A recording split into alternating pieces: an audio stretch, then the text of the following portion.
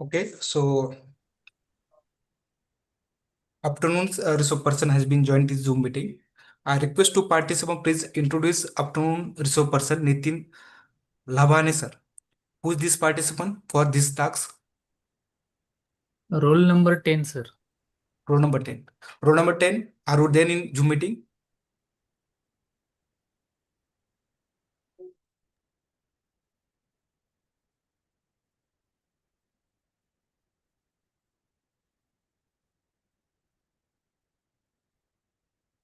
I think row number 10 not in meeting. Okay, sir. I will introduce. Yes, sir, go ahead. Okay.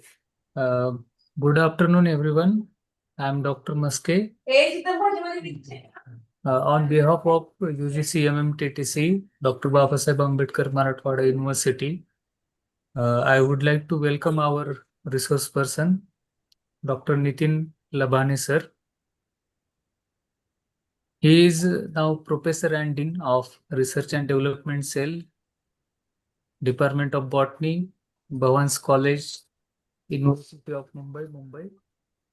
Professor Nitin Labhane, sir, is an accomplished botanist, educator, and researcher with over 25 years of teaching, research, and academic administration. He currently serves as a head of the Department of Botany and Dean Research and Development at Bhavans College, Mumbai. His research focuses on plant reproductive biology, embryology, molecular genetics of angiosperms, biodiversity, plant physiology, and climate change. He has completed postdoctoral research at the Biological Research Center, JZ, Hungary, and has been appointed twice by the Government of India as an expert member of the State Environmental Appraisal Committee, Maharashtra. Professor Labhane sir has published more than 60 research papers and books chapters in national and international journals and has received prestigious recognitions including the Global Best Academician Award in 2024 and the Dr. C.V. Raman Distinguished Scientist Award in 2023. He is widely recognized for his contributions to sustainable development, biodiversity conservation, and higher education. So once again, I welcome you, Dr. Labhane sir. Over to you, sir. Thank you.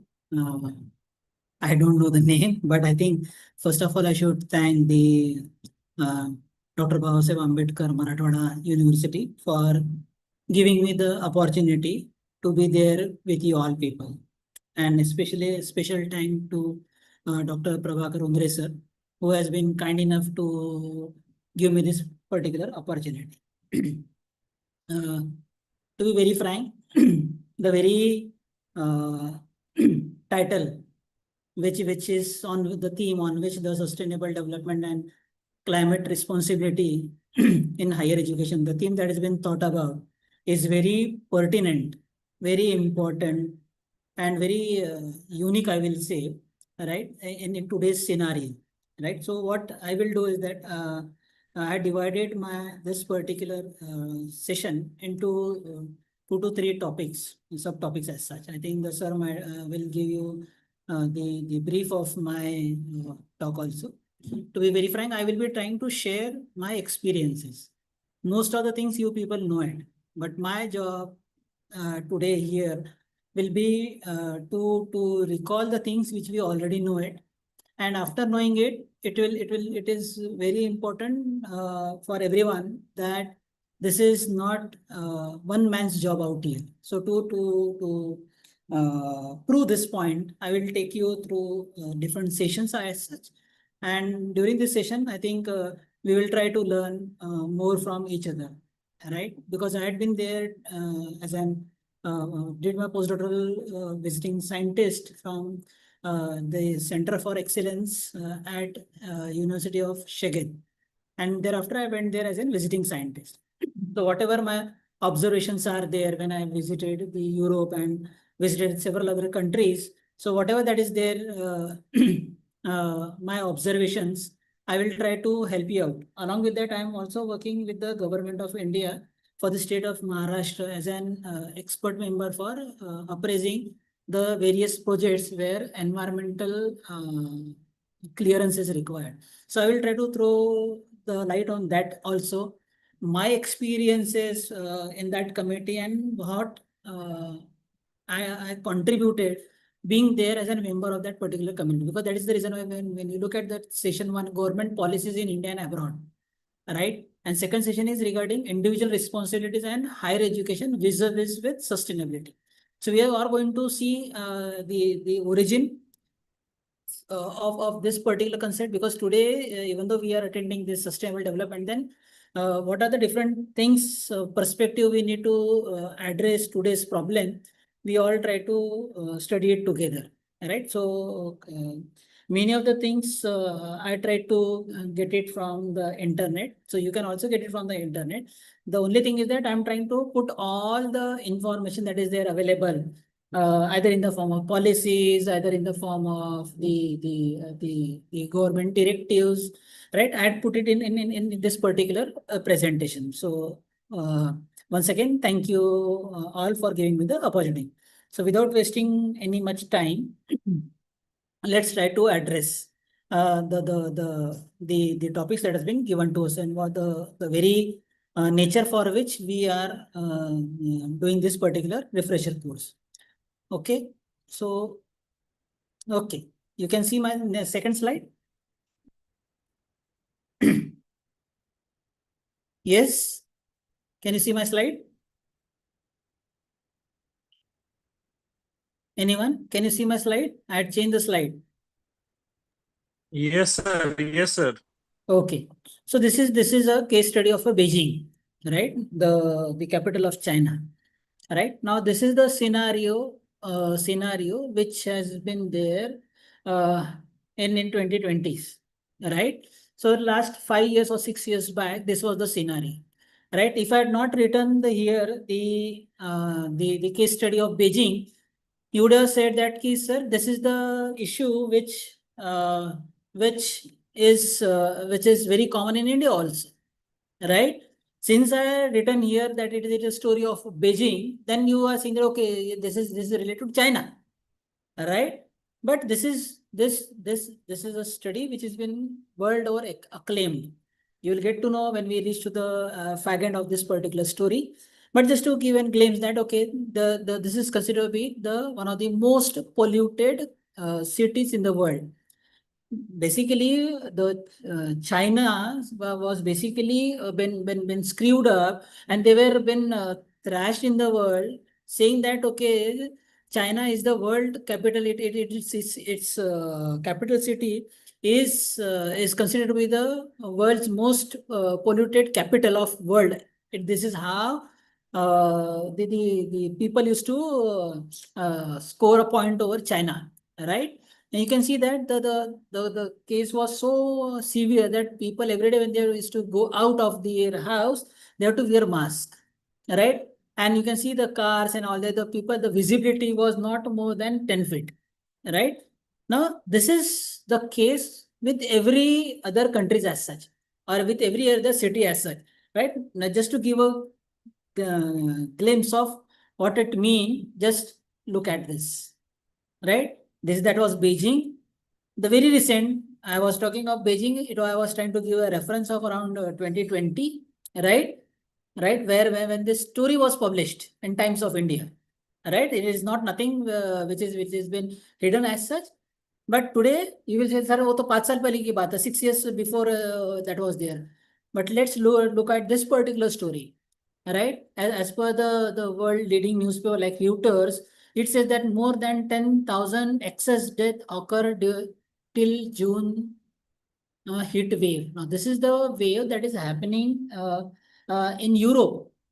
Right now, let's try to see the picture in totality. First, I give an example of a city. Now I'm going to a continent. right? A European continent we call it as. And when you talk of European continent, we know that there are around, if we define by means of defining boundaries and all, Europe consists of around 44 countries, right? 44 to 51 countries are there, because there are some limitations are also there, because some of them are occupied by Britishers, or some of them are French colonies are there. Therefore, I will not go into details of it. So by and large, we say that there are 44 countries are there in Europe. And if you try to see what about European Union, because I'm talking of European continent, it will say it is considered of 44 countries to 51 countries. But when I say a European Union, which is a part of an Euro, then we say that there are 27 signatory countries of Europe as such. British or UK is not a part of European Union. It was earlier part of European Union, EU is what we call it as. After that, what we say the Brexit, what we call it as, where the Britishers has come out of the European Union. But there is a very much possibility that Britain is thinking again to become a part of an European Union. Right now, what problem we are seeing out here? The problem is that the temperature in Europe has increased substantially in last 30 to 40 years. And that temperature is causing an havoc in the whole Europe. And the result is that you are getting that more than 10,000 people have died. The heat wave have killed so many people. Heat wave, can you imagine? Right? In India, what we observe out here in when we read a newspaper that because of loo, in Hindi we call it loo लगने से 10 लोगों की मौत हो गई, 20 लोगों की मौत हो गई. कहाँ पे? When we are talking of Bihar, UP or Rajasthan or those places where many destitutes, many poverty-ridden people are staying on the footpath, so they don't get proper nourishment, and otherwise the people are dying out there. But see here, these are affluent countries. One of the most developed countries are there. In France only, more than 3,000 people have died. Can you imagine? France, one of the most developed countries in the world. More than 3,000 people have died. And when I take European continent as such together, we are finding that more than 10,000 people have died. Because of what? Because of the warming. Because the European continent is hitting much more faster than the other continents, right? Now, what lessons we are supposed to take from here, right? That we will see in the later part of the story. But then we need to remember it. First part I told you, that is regarding Beijing. I given the example of Beijing. No clear skies, right? The visibility is very, very less. The AQI was more than 500. Can you imagine? AQI is more than 500. In Europe, when you go travel in Europe, you will find that the AQI, it stands between 0 to 10. How much? 0 to 10. In India, if we try to take out the AQI index as such, only during the monsoon, we have got a good AQI index, right? Air quality index, what you call it as. Okay. So that is only good during the monsoons only. While rest of the year, the normal AQI is around more than 100. Right? That is just compare with Europe and our Indian cities. Then we will understand that how much AQI has been contributed in our country. Right? I don't want to substantiate by just saying it. I want to show it by means of the picture out here. Can you see? Right? Can you see that? See, world most polluted countries and region. Right? Okay, what did he say? It's the world's most polluted countries and region. Now see, who is topping? Pakistan. Number 2, Bangladesh. Number 3, Kazakhstan. Number 4, Chad. Number 5, Democratic Republic of Congo. See, where are we in top in the world? We are number 6 in most polluted countries and regions of the world. Right?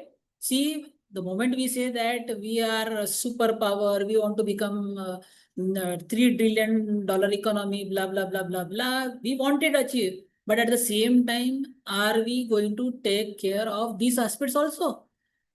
In the world, India is ranking among the most polluted countries in the world. Now see, right? Can you see any of the developed countries out here? Right? You will hardly find any developed countries out here. Now look at the heat map that has been generated out here. See, here we are. Can you see? This is the Indian subcontinent. So this is Southeast Asian continent. Right? This is Europe. Right? Can you imagine the amount of pollution that is there? This is called the heat map that has been generated out here. Right? And we need to take it very, very seriously. I had given you the example of Beijing. I had given you the example of the Europe. There was a very specific objective behind it. That today we say that we are living in a global village. When I say that we are living in a global village, it means that there is a responsibility of each and every individual who is living on this planet Earth. Right? And from those aspects, I'm trying to show you this some of the statistics out there. Okay. Now see, world's most polluted cities. Right? Okay. Can you tell me how many cities are there out of these top 10 cities? Now this most polluted city is as per the PM. PM stands for particulate matter. 2.5, that micron is the concentration as categorized by World Health Organization. Right? Now, if the PM increases more, it leads to your lung cancers. Right? We are living in such a world in India that the number of people who are having lung cancer or having respiratory issues is increasing every day, every now and day.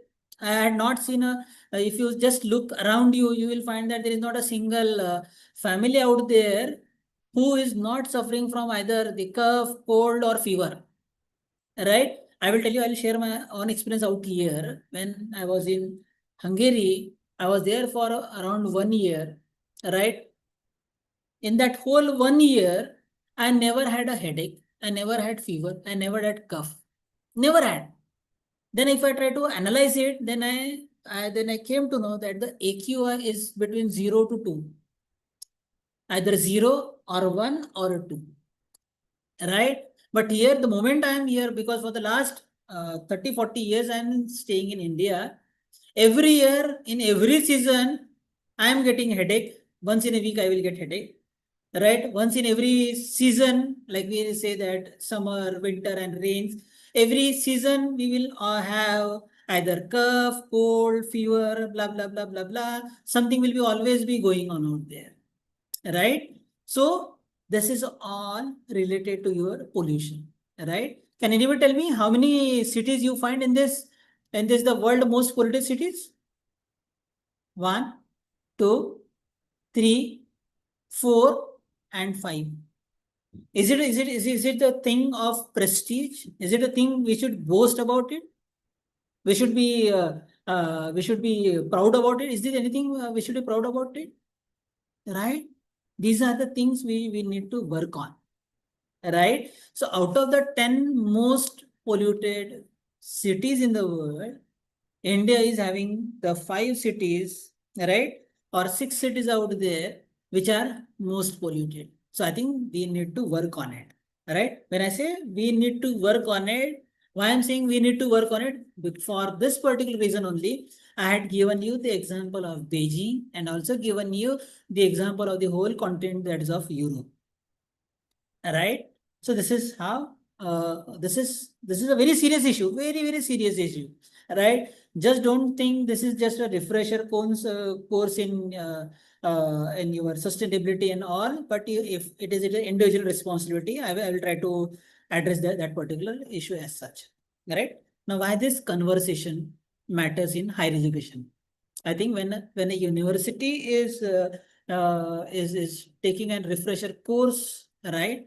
So I think there is a very pertinent reason why this particular conversation is happening, right? And we need to understand we are all the part of that particular system, right? Universities are not only consumers of resources, but they are producers of knowledge, technologies, policies and future leaderships. Right? Just don't think that you are just a professor in one college, what you will contribute. No, we need to think beyond that aspect. Climate change and environmental degradation increasingly influences health, livelihood, infrastructure, agriculture, energy, water, employment, and social equity, everything. I just shown you an example of Europe. Whether the European heat waves, is it segregating that okay, this is a high class, this is a middle class, this is a low class, or these are the poverty-ridden people, they should get killed first? Is it that is it making any kind of a differentiation? No, it is not making any differentiation. The same has happened when we had seen the COVID also. When COVID came, the COVID has that coronavirus has not been limited only to Africa or only to the people of India, only in the slums, right? It has affected each and every person on this particular planet, and we had been fortunate enough that we together as an civilization we were able to control that particular virus outbreak. So therefore, it is very important that the people out here, we all are teachers, so we have got a very huge role to play. So higher education therefore has a very dual responsibility. What is that? Reduce its own environmental footprint. Second, educate and prepare society to respond to sustainability challenges. All right. What we did do, we have to reduce our own footprint. How to do it, I will tell you. Educate and prepare society. How are you going to? You will say, sir, are we going to go in the slums? Are we going to go in the societies to educate? No. The students who are coming to our colleges, to our universities, they are a part of a society. When we educate the student, the society gets educated. It's that kind of a challenge is there. To sustainably challenge, sustainability must be understood as a matter of governance, right? Curriculum, research, campus operation, community engagement, and individual behavior. I'm coming to that. That is the reason why I told you that the final I will end with how does an individual perception has also a very big role to play in this particular aspect, right? Now, UNESCO's Education for Sustainable Development Framework treats sustainability education as transformational rather than merely as an additional subject. So if you are thinking I am teaching EVS or environmental science, you are just not teaching as an additional subject, but the world want to see you as an education which will bring about a transformation in a individual, from individual to a society, from a society to the community, and from the community to the state, and from the state to the nation, and to the nation to the world. This is how it has been expected from all of us, right? Okay, so with this particular background, right? Let's start with the first part, environmental awareness to the climate policy, right? Because we want to what we are doing today out here, this is nothing but environmental awareness, all right? I will just go slowly and steadily with this. Now, where did environmental awareness begin? Right? We need to address that. We want to see the historical way, right? Now, when you look at all civilizations, right? All civilization, right? Right? Indian civilization, Chinese civilization, or Nile civilization, you take any civilization or human civilization for that matter, everything is it talks about your conservation. So to concern for nature and resource conservation, it predates modern environmental policy. Today we are talking about policies because humans have evolved very late, and the humans has been a part of the society. Therefore, the policy has also been designed very off late, right? As we progress, as a human beings has progressed out there, he has been doing the harm to the nature, I will say, right? While development has been a part of it, and then to address those particular issues, we are looking at the environmental awareness and how the things has been moved ahead.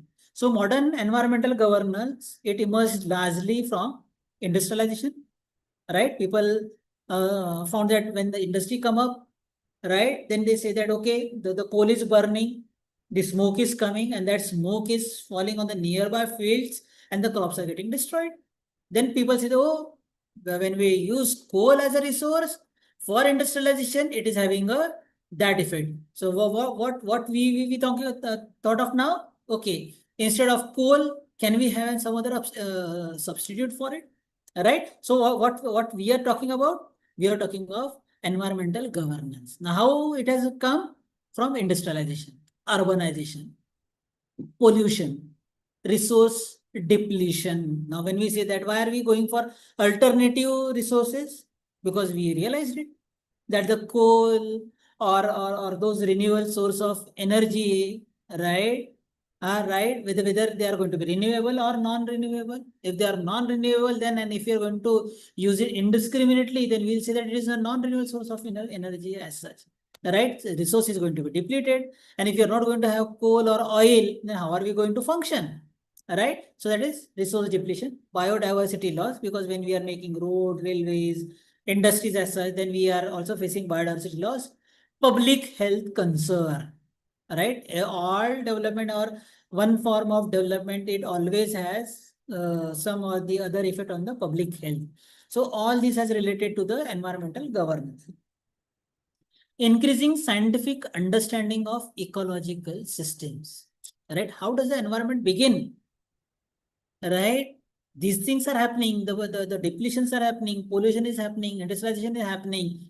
And what is happening? The industrial and our scientific understanding of ecological system is also been a continuous form of our improvement also.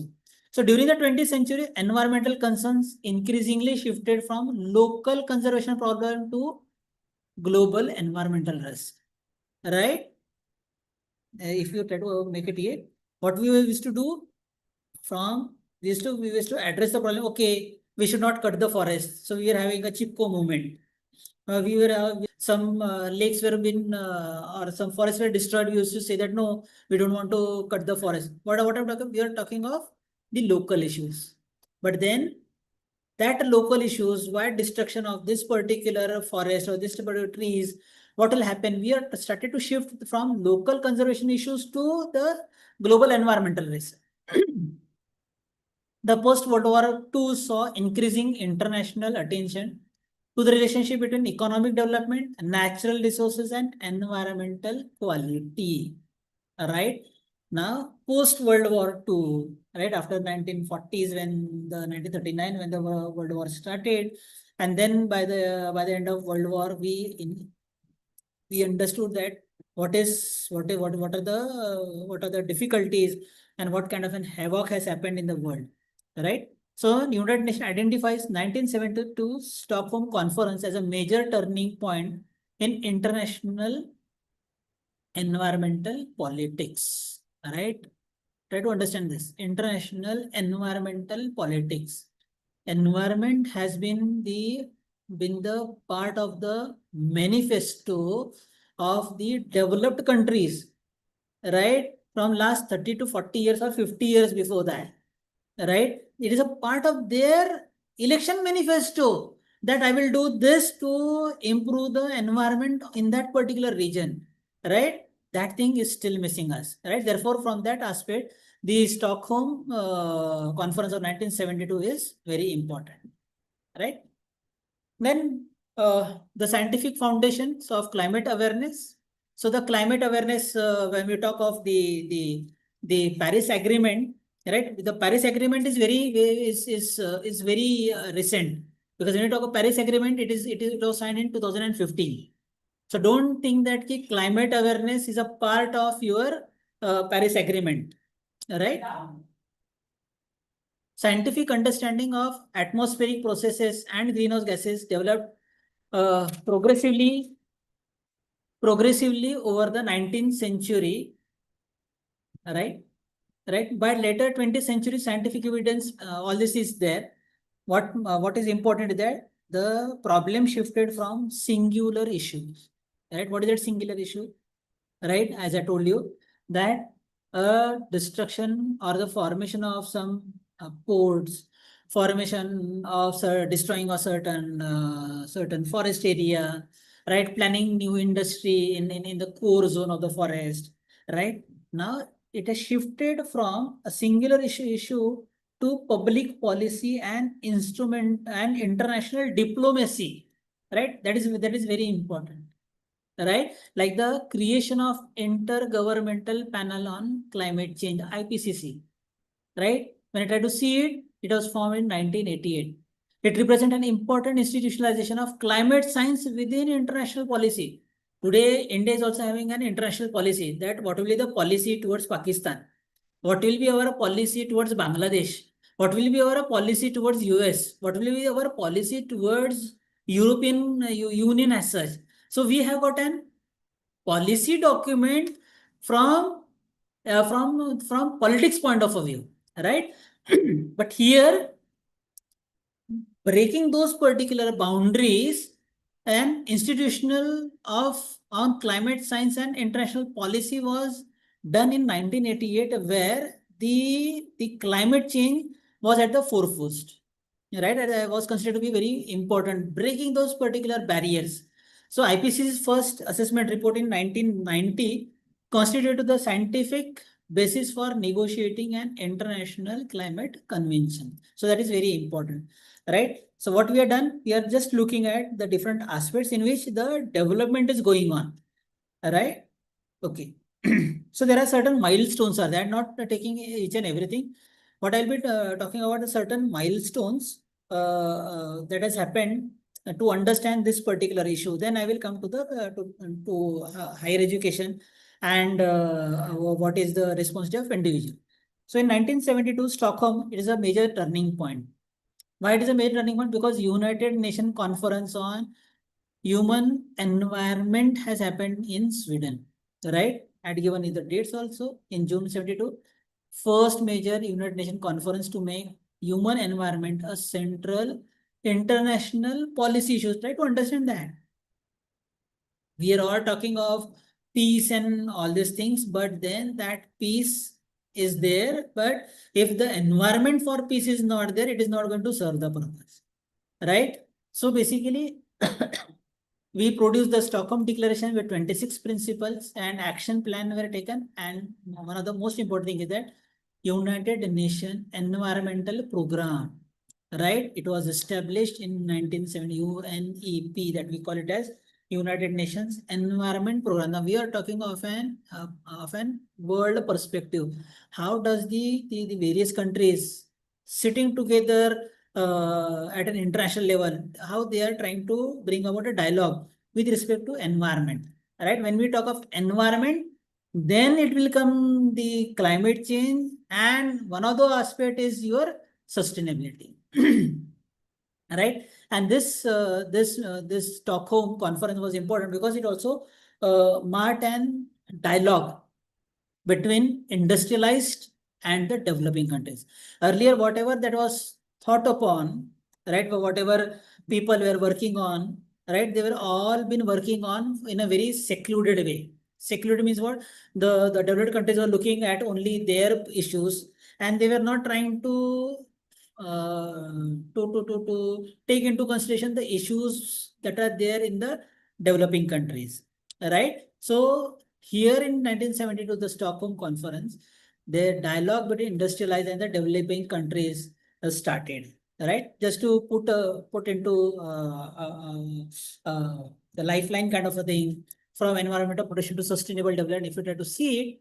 So 1970s, we can say that, okay, environment protection in the modern world I'm talking of, right? When the things started, because we had already had industrialization in the early 19th centuries, right? And those, the repercussions of it, we started to see by 1970s, 1960s. And when you see the repercussions of nature and what problems are being faced, so what have we started to develop certain issues. So environmental protection plans were devised in 1970. But by 1980, how the thought process in human brain has changed. In human society, how it has changed. By 1980, we are talking of environmental protection. We want to protect environment. But by 1980s, no one can say that we want to protect environment, but we don't want development. Because when we talk of the developing countries, they want development. For development, you need industries. For development, you need urbanization, right? So this is a cascading effect as such. So now by 1980s, the environment and development, it started to go hand in hand, right? And then 1987, right? So that is the Butland report that was published in 1987, right? So where it was designed that okay, the that our common future means we have got one planet, and we just not only have to use it today, but we have to take into consideration the requirement of the future generations also. So that was substantialized in 1987. Sustainable development concept receives international policy prominence, right? In 1992, environment and development integration at an Rio de Janeiro Earth Summit that we call it as, that is important. And by the 2000, what we have is an millennial goals. And by 2015, what we have is an United Nations sustainable development goals were there. So what we can say that the major concept shift was from asking, how do we protect the environment, right? What is the major shift? How do we protect environment? To asking, how can development itself become sustainable? Now people were talking earlier of environmental destruction, blah, blah, blah, blah, blah. How do you protect environment? Now we are asking that we want development, but how does this development can be sustainable? This is the rule. I talked about the Birdland Report 1987, right? Our common future. World Commission on Environment and Development. It was published in 1987, chaired by Gro Harlem Brundtland, right? What does it say? It provided the internationally influential formulation of sustainable development. For the first time, we had this sustainable development thing been around. And what is what does this sustainability means, or what does it mean? Sustainable development is defined around two important: meeting present need, whatever that we require today, it should be fulfilled, but without compromising the ability of future generation to meet their own need in future. Are you there with me? When we want to meet the present need also, but without compromising on the ability of future generations that are going to come, they should not say that this generation, the earlier generation, has utilized all the coal, all the oil, everything that utilized, that left nothing for us. It should not happen that way, right? It is just not about oil and coal, it's about everything, right? So the report emphasized on poverty, equity, resource limitation, environmental protection, economic and social development also. We want development, but that development should address the environmental problem, and it should also take into consideration the societal development also.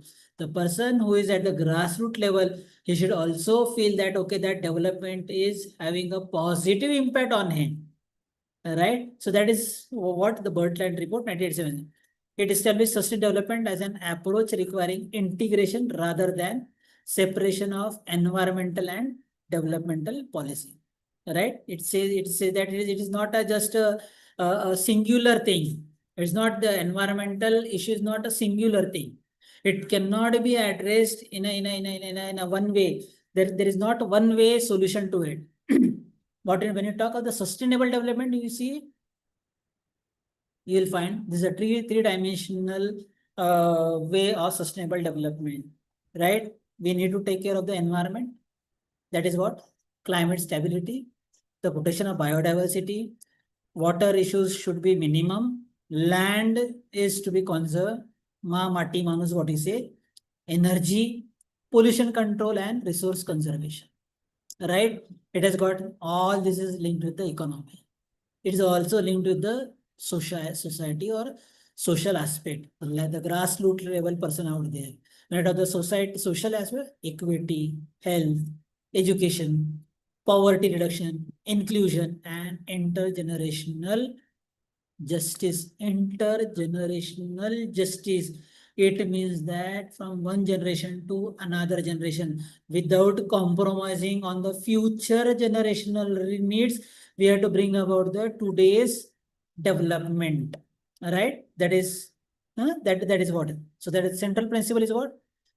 Sustainable development requires three dimensions to be considered together rather than an independently. That is the take home for the year. Okay. In 1992, very important conference. Right? Sorry. One second, I will do it.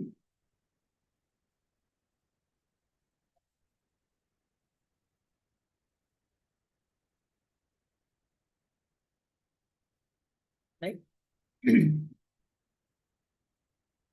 Why this is Rio de Janeiro is important? Held in 1992. Around 179 countries participated in that event, and they are the signatory of that. Environment and economic development were explicitly brought together within a common international framework. Right? It includes the Rio Declaration, Agenda 21, and United Nations Framework Convention on Climate Change was formed. Right? That convention is very important. All right? We'll see ahead. Convention of Biological Diversity. We need to conserve the biodiversity. We want development, but without destroying the biodiversity. Foundation for subsequent international action on sustainable development. This we call it by the name as Earth Summit also because it has laid the foundation for sustainable development across the globe. Even though any country want to do development, but then they have to make an report, report that we call it as, and that has to be sustainable development. Rio establishes the principle that environmental protection and development must be addressed together. The developed countries were saying that, okay, no, we are already, the earth is heating up, so the developing countries should not do more industrialization. They should not start mining. They should not do this. They should not, they were trying to make many restriction on the developing countries. They being the superpower, they were trying to dictate the terms to the developing countries. But this scenario or basically the before that, what has happened, the dialogue has started between developed and the developing countries, and therefore it still is that okay, we can't stop the developing countries from getting into developed countries, but then the environmental protection and development should be addressed together. That was the key take home for the Rio Earth Summit. Then as I said that UNFCCC, right, that is the United Nations Framework on Convention on Climate Change, becomes a global policy issue. See, try to understand. I told you that the Rio de Janeiro Summit, it started to make a policies. It has become a policy for the all the countries on this planet Earth. All right. Okay. So that is the part of it. Okay, I will not. We need to understand that United Nations FCCC was been important, and a global policy was established, and we are all trying to work on those particular aspects. By 1992, 1997, there was another conference. Was it? This is called COP3, what you call it, Kyoto in Japan in 1997. It established binding greenhouse reduction targets for developed countries parties. Right? Earth Summit was there, but then policy was made by 1997. It has become binding on all the developed countries that they will reduce their greenhouse gases to the level of 1990. Right? So, whatever greenhouse gases that is being emitted now, they have to reduce to such a state that the greenhouse gases will be reduced to the earliest 1990, the baseline that was decided. It reflects the principle of differentiated responsibility between developed and developing countries, introduced mechanisms such as clean development mechanism, emission trading, like what is it that carbon credit trading and all these things are going on. Why the people like Japanese people are the Japanese country, big companies are there. because their presence is across the globe. So what they are doing, whatever emission that is coming out from their industry, to get credit to compensate those particular carbon emissions, what they are doing, they are saying that, okay, we'll plant trees in 1 million hectares of land out here in India or in Africa or in that place where it is lying barren. What they are trying to do? They are basically trying to do what is emission trading, right? Joint implementation, right? Kyoto represents a major transition from a broad framework-based convention towards more specific emission commitment. Here, the developed countries have given a commitment that they are going to reduce their greenhouse gases to 1990 level. So that commitment has come. Earlier, there was a policy, right? 1990. So the policies were made. But by another 5 years, what this policy has done, now they had told that, okay, the developed countries were the major polluters of this planet Earth. So it is their responsibility also that they should reduce the emission, greenhouse emission to the earliest level, right? Why developing countries become central to the debate? I told you that there was a debate was going on because the developed countries, they being powerful countries, they were trying to point fingers at developing countries or underdeveloped countries. So since you are destroying the forest, you are destroying these ecosystems, that is why the temperature is increasing. Therefore, they were trying to push on the owners of their own or their sins onto the developing countries, right? So that debate was going on, right? So environmental policy could no longer be separated from developmental policy. Developing countries highlighted poverty eradication, developmental needs, equity, historical responsibility, access to technology and finance, adaptation to climate impacts. Because whenever there is an impact is there of the environment on any country, the developed countries has got the mechanism in their place. They have got disaster management out there. They have got radars which can sense if a tsunami is going to come, if an earthquake is going to come, right? They foresee it. They have that mechanism whereby they instruct their citizens and the loss to life is protected. But the same technology, the same finance, because to start a system, you require finance, right? You require technology, you require money out there. So that is not available for the underdeveloped or the poor countries or even the developing countries also. Therefore, whenever such calamity comes, the impact is more. So international debate therefore evolved beyond simply reducing emission. It increasingly incorporated mitigation, adaptation, climate finance, technology transfer, capacity building, and climate justice. Right? So if the the US is saying or the other countries are saying that you need to reduce emission, then the poor countries or the developing countries are asking that, okay, give us the technology, help us in capacity building, help us to understand the climate, help us to mitigate, help us to adapt, give us the finance, right? So all these things were discussed. So Stockholm and Rio processes were particularly important in establishing a dialogue between the industrialized and the developing countries as such. Okay. Now, as the time passed, we are into the year 2000. And the 2000 year, we had got some goals that is called the Millennial Developmental Goals, MDGs, right? So what does that goal was? They had placed global development priorities into common international framework, right? Policy was there. We made accountability of some people, right? And now we want to have certain goals in development to secure human species on planet Earth.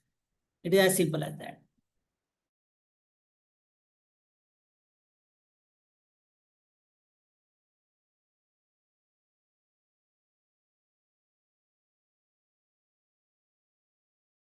Difficulty of linking poverty, health, education, gender, and environment.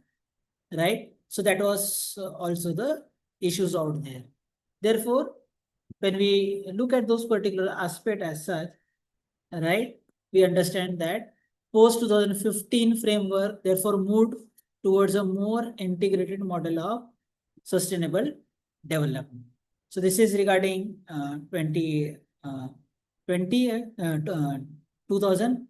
By 2015, what we had, so we had the millennium goals. But what are the sustainable development goals? So transforming the global developmental agenda.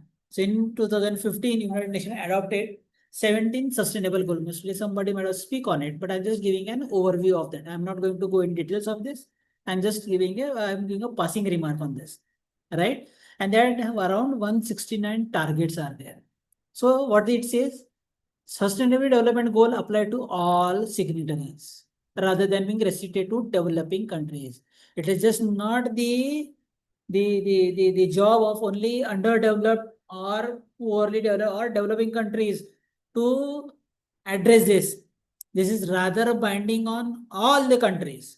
Right? So sustainability was no longer treated as a separate environmental agenda. Environmental, economic, social objectives were integrated as I shown in the earlier the three circular diagram as such. Particular relevant environmental goal includes what?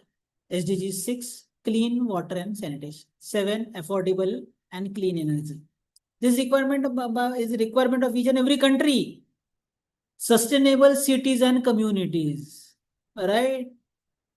12, responsible consumption and production. Responsible consumption. Here, it not just start with the nation, but it ends with a individual responsibility.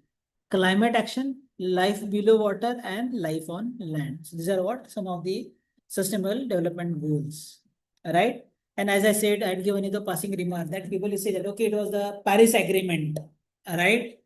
But no, Paris Agreement is the way in which the humans have evolved over a process of time from 1970s to 2015. How the different countries, how the human being to protect the human species has come together to address a common goal. Right? Adopted at COP21 in Paris in 2015. It represents the Central International Climate Agreement under the UNFCCC, as I told you.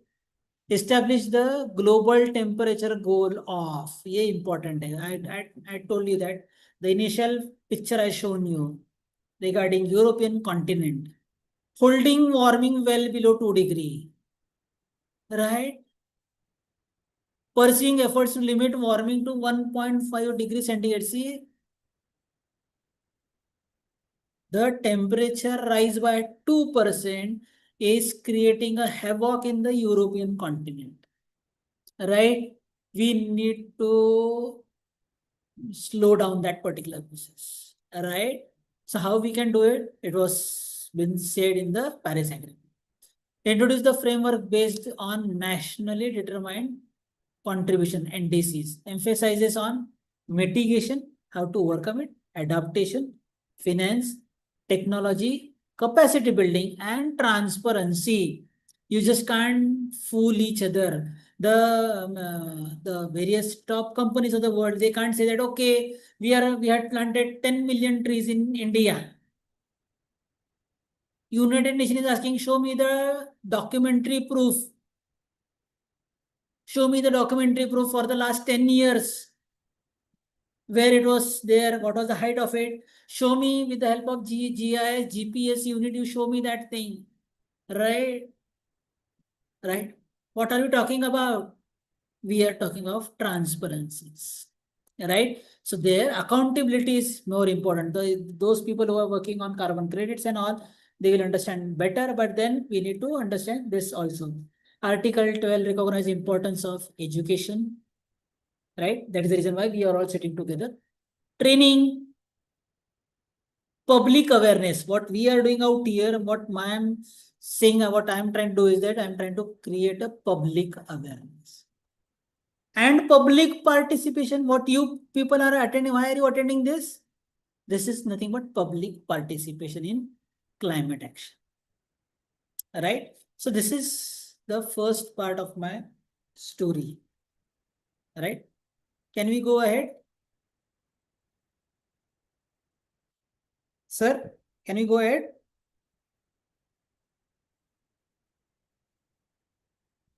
I'll just drink a... Sir, yes, sir. Yes, sir. Yes.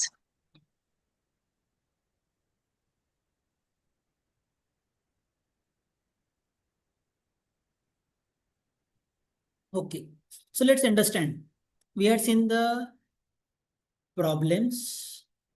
We have tried to understand the things that are happening at an international level, right?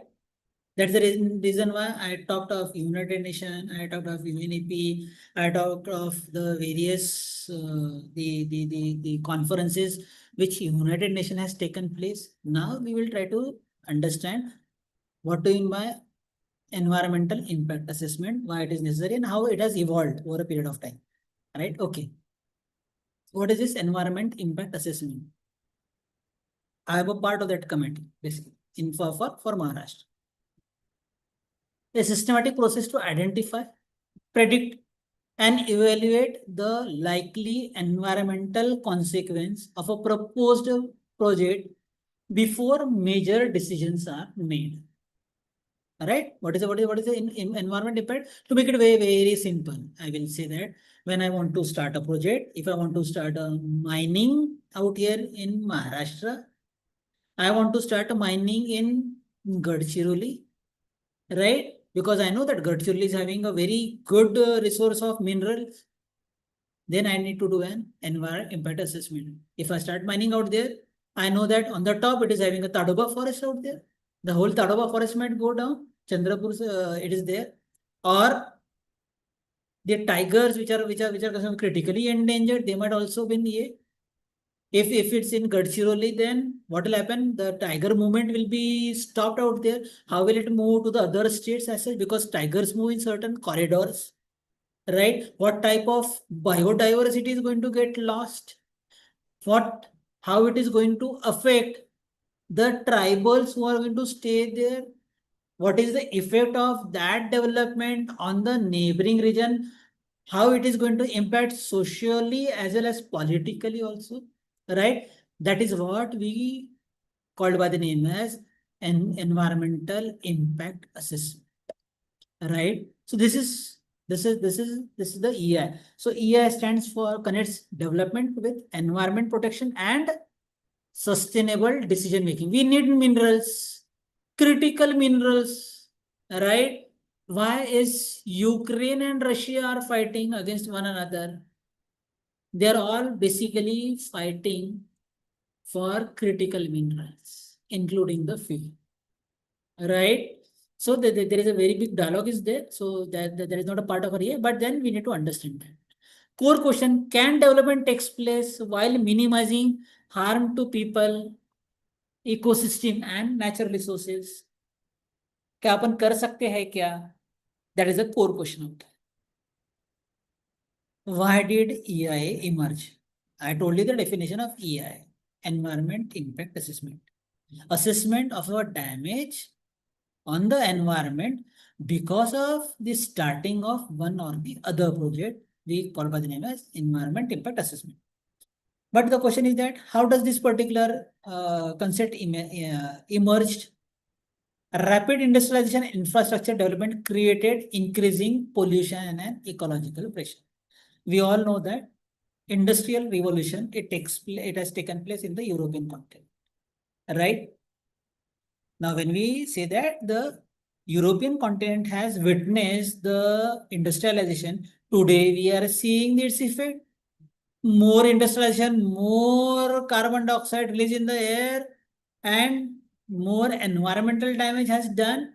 I think the result of what is we are able to see after 50 years, something like that, or 60 years or 80 years, we are able to see it. right? The sins which we have done, I will not say a sin as such, but then the energy that was available at that time, the technology was not available. What has happened? The pollution and ecological pressure has caused the damage, and to minimize that damage, what we are trying to do? We are doing what is called name as EI.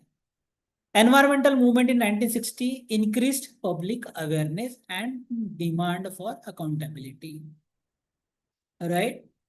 People started to know the ill effects of the pollution. Right? You are getting skin cancer, you are getting lung cancer. Public awareness started to increase, and people started to asking for the accountability. Many very good movies are there on this particular topic. Right? Governments began to recognize that environmental consequences should be considered before project approval. And government also started to think in the positive. नहीं, अगर आपको, if you want to do that particular project, think of the environmental consequences. Have a proper plan. How are you going to mitigate it? Have a proper plan. How are you going to minimize that particular damage to the environment? So EI introduced a preventive approach. What is it? It is a preventive approach rather than relying only on remedial actions after environmental damage. Say for example, somewhere a tsunami has happened. Tsunami has happened. Thousands of people have died. After that, what we are doing? We are trying to control the damage. We are trying to save the people in such conditions. But this is worst. Can we have a mechanism whereby we can understand why does a tsunami comes? Right? What is the pattern of that tsunami that is coming? Right? Do we have a forecast? Can we have a forecast of that particular tsunami or any particular environmental damage that is going to come to us? If that is going to happen, what are the major disaster management measures I can take as an country, as a state, as an individual? I don't know whether you remember or not. 2 years back, there was an attack of locust. Now, locust means what? The grasshoppers, big grasshoppers. They come in millions, lakhs. From Pakistan border, they used to come down, and they used to, when they sit on any particular field, they used to eat up whole field. The whole field used to get damaged. Hundreds of acres of land used to get damaged. Right? If we can have a forecast that, okay, how much time it is going to take from the Pakistan to enter into India, can we have certain kind of insecticide or pesticide that can stop that particular damage? Are there anything? Because if the thousands of acres of land or the farm produce is going to get destroyed, it is going to have a very detrimental effect on the farmers, and it will be transformed to the people out there, right? So that type of an approach we do it. That is called as environment impact assessments, right? We want to minimize that particular. We want development, but that development should be minimized, right? Now, when does this particular environment impact assessment, all this thing concept started? The modern AI is generally traced to the United Nations. Right? In US, what has happened? They are having National Environmental Policy Act, NEPA, 1969. So it came into force in 1970. Right? So this basic policy, it laid the foundation for EI. NEPA established environmental review as a part of federal decision making. Major proposed federal action had to be considered environmental consequence or alternative before decisions were taken. Right, the US model became important influence on environmental assessment system worldwide. Right, so they were doing it. If when you want to do any particular developmental project, what harm that project can have, what could be the ways and means to reduce that particular thing, it was been then implemented in United States in 1970s. Right, now from US, it spread to other developed countries. Canada, they also accelerated because they are neighboring country, so they understand the significance of it. Australia and New Zealand, again, being developed countries, the developed countries are very smart. Keep in mind, they're very smart. They know it, what it means. They know the consequences of it. So they also did in 1970s. European Community. So EI directive adopted in 1985, following the development during the 1980s. They adopted in 1980s. They had taken 10 years. But the EI was specially incorporated in 1985. Japan and United Kingdom developed formal assessment arrangement during 1980s. Right? EI evolved from US innovation into an international planning and regulatory practice. This is how we learn from our peers. It was US who started this particular concept, but now today all the countries, they are accepting it because it's a very novel evolution of EI from project review to sustainability. What change that has happened in US or in other countries? People are working on, okay, we are going to implement this project and will be mitigated. But today we want to have a project review and we want to have it sustainably without minimum or with minimum damage to the system. Right? So 1960 we will say environmental awareness. 16 and 17 NEPA हो गया. 70 to 80 AI spread to other institutions internationally. 1990 sustainable development increasingly link environmental, social and economic norms. We had seen in the earlier slide. And 2000 onwards, stronger attention to biodiversity, climate change and all. This is also included. Right? So today we are in 2026. In last 25 years only, we had become sensitive enough to look into different aspects, not just climate change, not just environment, not just biodiversity, but we want to see as an holistic development. Right? Now, this is all regarding the world. I had talked of the United Nations. Excuse me, Labhane sir. Sir. Sorry for interruption. Actually, could you please use the mixed language? Hello?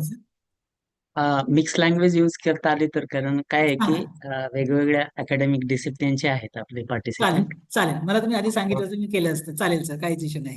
मला वाटलं participant आपल्याला बोलतील. नाही, मला सांगायला मी म्हटलं की असं मग का होतं की मराठीत बोललं तर बाकी म्हणतील की मला हे, म्हणून मग मी kept myself to English only. ठीक आहे sir. Yes yes yes, English आणि Hindi madam. Hindi, English. Yes yes, okay okay. Thank you sir. Thank you. Now we come to India. India का क्या रोल है? इंडिया में कब से अपन इसके बारे में ये हो गए when we become more educated. So in 1977, the Planning Commission asked the Department of Science and Technology to examine river value project from an environmental perspective. See, we are also been doing that at that time, right? So whatever river valley projects were there, they were saying that okay, please assess it environmental. म्हणजे environment का देखो उसमें क्या अपन river valley project जैसा if your university is named after Dr. Baba Saheb Ambedkar, right?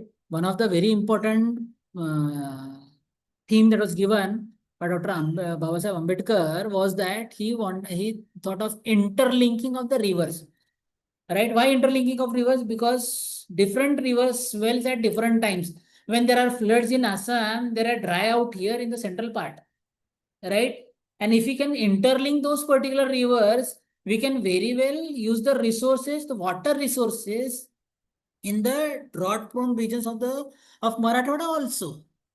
That is called as the interlinking of the river. So, उन्होंने क्या सोचा कि रिवर वैली प्रोजेक्ट्स में जहाँ पे एनवायरनमेंट का ये है तो वहाँ पे अपन ने लगाना चाहिए. पहला ये था, डायरेक्शन दिया था कि आप देखो करके कर सकते हैं. अगर environment appraiser was subsequently extended to major public service projects including investment proposals. बाद में क्या हुआ कि सिर्फ ये रिवर वैली के लिए जो चालू हुआ था, बाद में ये अप्रेजल का इसके चले बड़ा इंडस्ट्री खोलना है, मुझे टाटा को बड़ा इंडस्ट्री खोलना है, बिरला को बड़ा इंडस्ट्री खोलना है, जो जिसको भी बड़ा बड़ा इंडस्ट्री खोलने का है या थर्मल पावर प्लांट करने का है.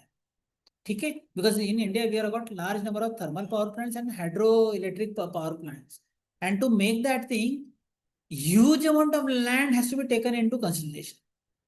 ठीक है, अगर इतने बड़ा लैंड लेने का है तो उसका इम्पैक्ट क्या होने वाला है एनवायरमेंट पे, उसका इम्पैक्ट क्या होने वाला है बायोडाइवर्सिटी पे, इसका इम्पैक्ट ह्यूमंस पे क्या होने वाला है, एनिमल्स पे क्या होने वाला है, बर्ड्स पे क्या होने वाला है, ये सारी चीजें चालू हो गई सोचने के लिए, right. This mart an important early stage in the development of India EIA system, right. ये शुरुआती भारत की the formal gradually shifted from project appraisal towards formal environmental clearance framework. ये धीरे धीरे चल, जैसा अपन ने देखा वर्ल्ड के इसमें भी देखा अपन ने, जो पॉलिसी यूनाइटेड नेशन में UNECP ये हुआ वो धीरे धीरे हर एक देश में कैसे कैसे पहुंचे ये अपन ने देखा है। वैसे ही भारत देश में देखिए अपन देख रहे हैं तो 1976 से लेके जो चालू होता है धीरे धीरे फिर अपन कैसे उसको इवॉल्व होते गए। इसमें बहुत बड़ा एक ये था, वो था तुम्हारा साइलेंट वैली का। अभी अपने को पता है ये साइलेंट वैली कहाँ पे है ना, silent valley project was propose in Kerala. It become, यानी उस समय बहुत बड़ा ये हुआ उसका, यानी क्या बोलते हैं उसके ऊपर बहुत बड़ा कंट्रोवर्सी हुआ। वहाँ पे वो क्या करना चाहते थे, they wanted to have an hydro electric project, यानी वहाँ का जो फॉरेस्ट था पूरा का पूरा पानी के अंदर उसका डैम बनाने का, वह पानी पानी ये करने का। Concern focus on ecological value of the forest and potential impact of the proposed project। अगर ये अपन डैम बांधते हैं और हाइड्रोइलेक्ट्रिक पावर स्टेशन वहाँ पे केरला में बनाते हैं तो उसका क्या इम्पैक्ट होगा, ठीक है। Case demonstrated the importance of ecological assessment, उसका एक वहाँ के फॉरेस्ट का असेसमेंट हुआ। असेसमेंट जैसे अपन कहते हैं पेपर असेसमेंट करते हैं, या किस लिए करते हैं अपन पेपर का असेसमेंट, ये देखने के लिए कौन सा बच्चा होशियार है, कौन सा मेरिट में आने वाला है, कौन सा बच्चा पास होने वाला है। वैसे ही जब इसका असेसमेंट किया, evidence and public environmental concern, फिर पब्लिक हियरिंग लिया, the project was ultimately abandoned and Silent Valley was subsequently protected as a national park. जब उसका असेसमेंट किया, साइंटिफिक लोगों ने एविडेंस किया, साइंटिफिक स्टडी हुई उसकी, और लोगों ने बोला कि यहाँ पे अपन हाइड्रो इलेक्ट्रिक प्रोजेक्ट नहीं बनाएंगे क्योंकि इससे जो डैमेज होने वाला है, इससे बायोडाइवर्सिटी भी लॉस हो सकता है, ह्यूमन लॉस हो जाएगा और उसका बहुत सारा लॉस हो जाएगा।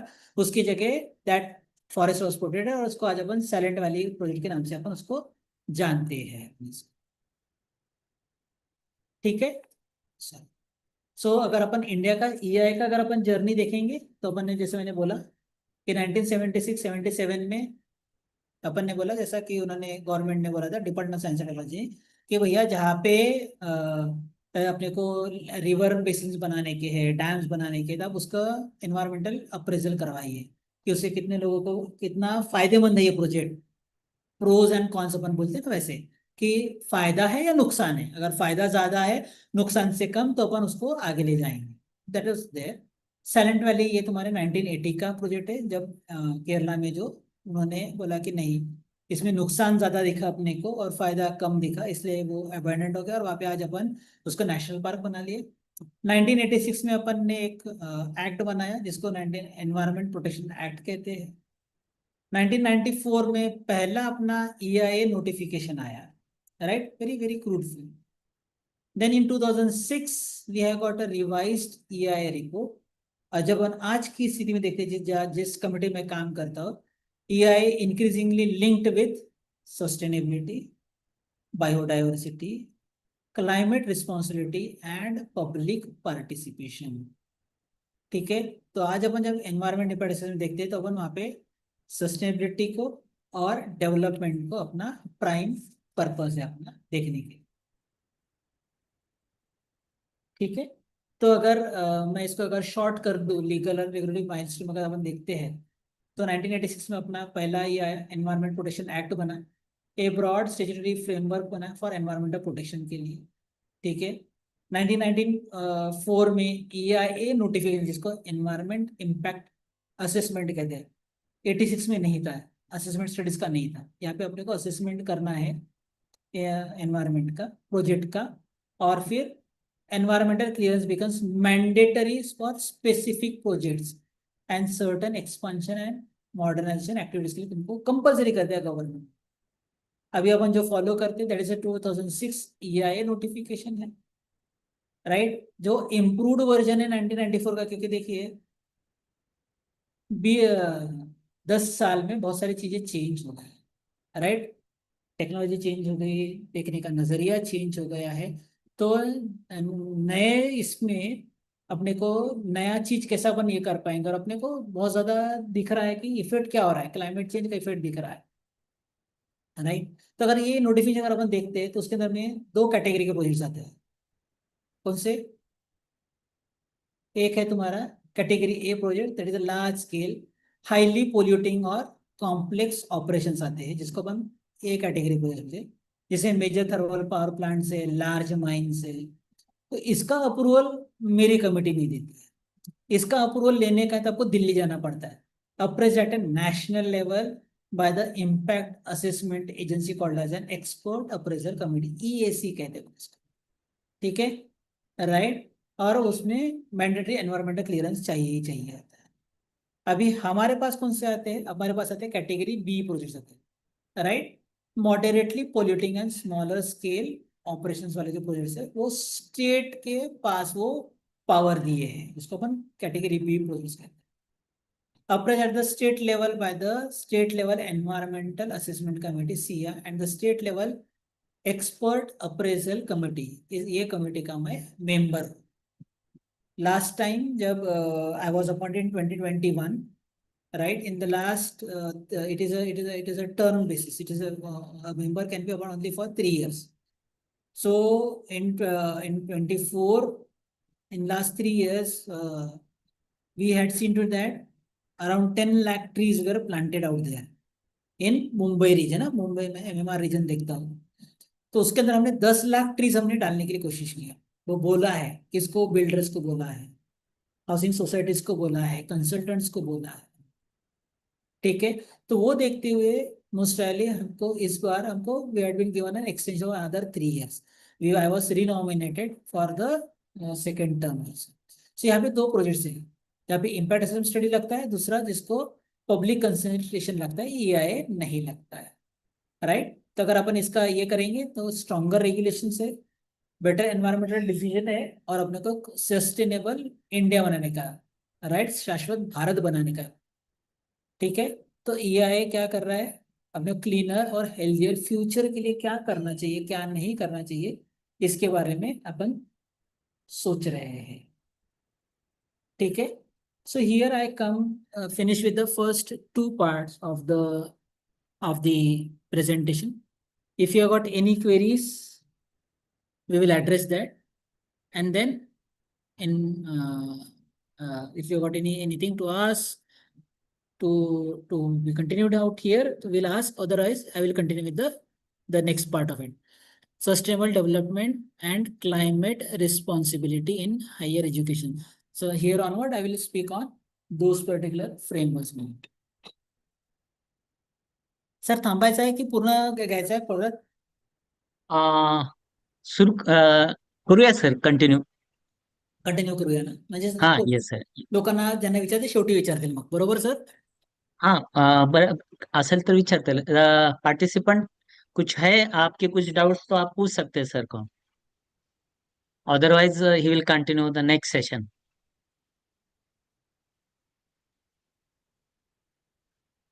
M I Audible?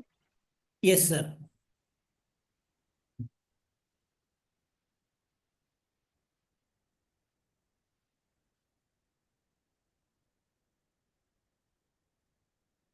Shrikant sir.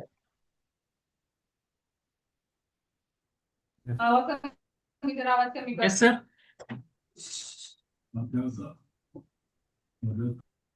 Yes, sir. हाँ अलग अलग sir.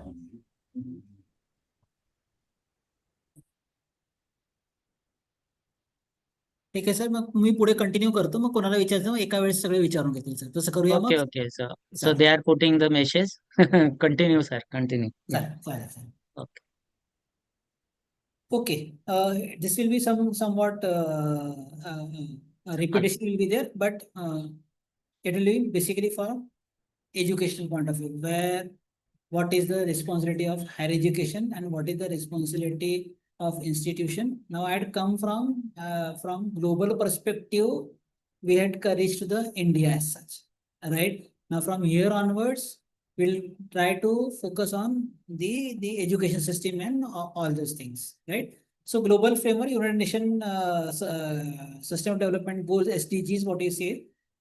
As we all know that there are 17 SDGs been provided, right? Linking what? Environment, social and economical sustainability, right? It highlighted education for sustainable development. Try to understand this thing. Highlights education. We are here for education, right? Then for global citizenship, we are not talking of citizen of India, citizen of Pakistan, citizen of US.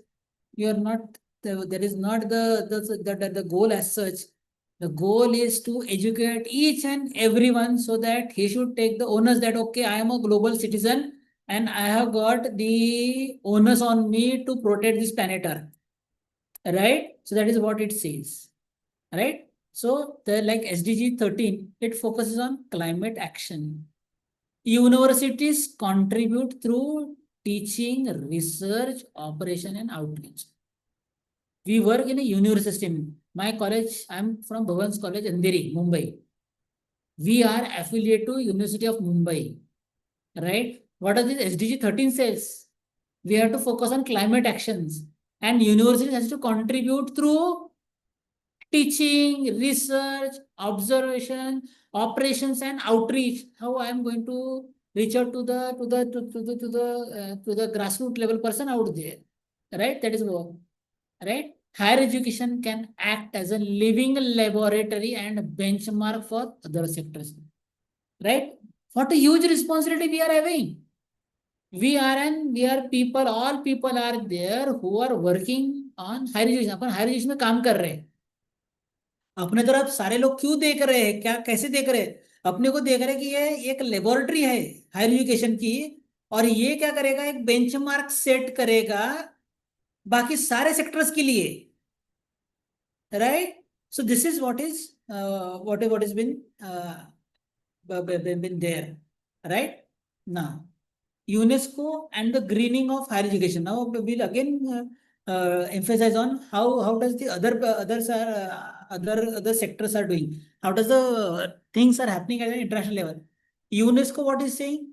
Emphasizing education for sustainable development and whole institutional approach. UNESCO क्या बोलता है? Education करना है किसके लिए? Sustainable development के लिए करने का है और इंस्टीट्यूशनल अप्रोच के लिए करने का है, right? Greening higher education includes, अपने को ग्रीन करना है, green chemistry, right, green physics, right, herbal cosmetics, ये कहाँ से आ रहा है, right? Greening higher education includes what? Curriculum में आ गया. मैं जो बोला ग्रीन केमिस्ट्री, जहाँ पे अपन पहले 10-10, 50-50 ml के अपन ब्यूरेट पीपर्स लेके अपन क्या बोलते हैं टाइट्रेशन करते हैं, आज अपन उसको एकदम माइन्यूट माइक्रो लेवल पे लेके आए अपन उसको, राइट? 1 ml के अंदर में अपन करते आना चाहिए उसको, right? Teachers, faculty development, grinning education, campus management and climate action. This is what UNESCO is expecting from higher education. Higher Education Institute has a responsibility to develop climate literacy and enable learner to act. ये भी अपने से expect कर रहे हैं, right? So whenever you are teaching any subject, आप जो भी सब्जेक्ट पढ़ा रहे हो, इंग्लिश पढ़ा रहे हो, लैंग्वेज पढ़ा रहे हो, कॉमर्स पढ़ा रहे हो, इकोनॉमिक्स पढ़ा रहे हो, आप बोलेंगे सर हमारा तो आर्ट्स है, हमारा तो कॉमर्स है, हम क्या बताएंगे क्लाइमेट के बारे में, हम क्या बताएंगे, उनको क्या लेना देना है अपने को? लेकिन हर एक सब्जेक्ट के बीच अपने को उसमें का ग्रीन एस्पेक्ट देखने का है, ठीक है? ताकि ग्लोबल सिटीजन इंडिविजुअल रिस्पॉन्सिबिलिटी यहाँ तक के आना चाहिए, तब जाके अपन एक अच्छा क्लाइमेट, मतलब अच्छा देश नहीं बोल रहा हूं मैं, एक अच्छा अपने को अर्थ बनाने का है. Our goal is not only green campus but sustainable learning, research, governance, and community impact. This is what is the goal that has been envisioned by UNESCO, right? Okay. International policy and practices example. And ये क्यों बता रहा हूं मैं, क्यों बताना चाहिए? हम क्या कर रहे हैं, हम बोल रहे हैं कि हम बहुत बड़े ये है, ऐसा है वैसा, ये करके नहीं चलेगा। अपन तो सीख तो अपने पीयर से सीखेंगे, अपने आजू बाजू के देश क्या कर रहे हैं मिटिगेशन करने के लिए, जैसे मैंने बीजिंग का एग्जांपल दिया, राइट, यूरोप का एग्जांपल दिया, राइट। तो वर्ल्ड लेवल पे लोग क्या कर रहे हैं, कौन से पॉलिसीज है, इसलिए मैंने पॉलिसी का पहले मैटर लिया, अब्रॉड एंड इंडिया में लिया, ठीक है। तो अभी ये क्या कर रहे हैं, यूरोपियन यूनियन में क्या कर रहे हैं, green deal and climate neutrality agenda influence what, education skills and research priorities, ठीक है।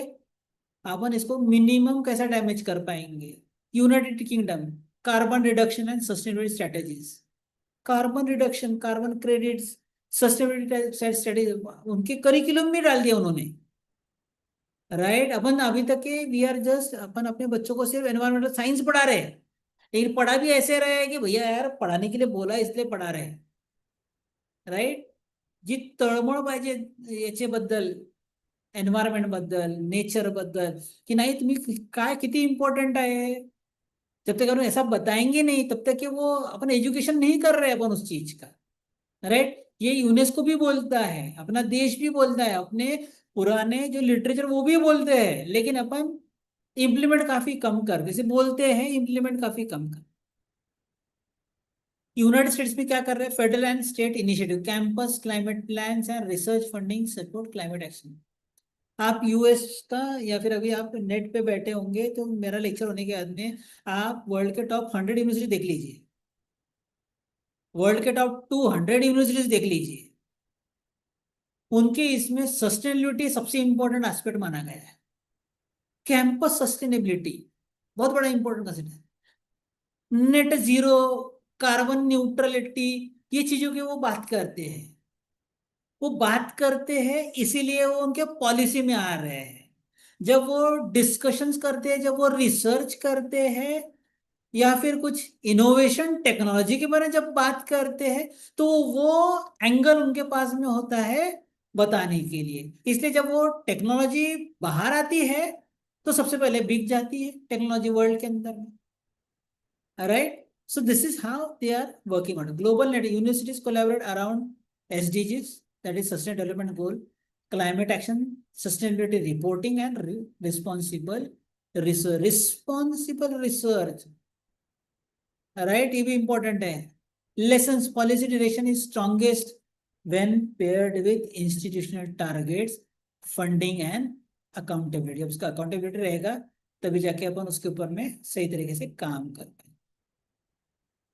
अभी आते हैं अपन इंडिया के ऊपर। मैंने बोला ना जब मैं बताऊंगा तो मैं वर्ल्ड में क्या हो रहा है, पर्टिकुलर देशों में क्या हो रहा है, उनको किस लेवल पे काम कर रहे हैं, और फिर अपन आते हैं अपने भारत देश पे, वहां पे अपन क्या करने की कोशिश कर रहे हैं, ये भी देखना इंपॉर्टेंट है। तो फिर क्या है, बाहर के लोग सब कुछ कर रहे हैं, हम कुछ भी नहीं कर रहे, ऐसा भी नहीं है, राइट। तो अपन ने 2020 में अपने नेशनल एजुकेशन पॉलिसी लेके आए, राइट। वो पॉलिसी का एजेंडा क्या है देखा क्या आपने, alliance education with 2030 agenda for sustainable development.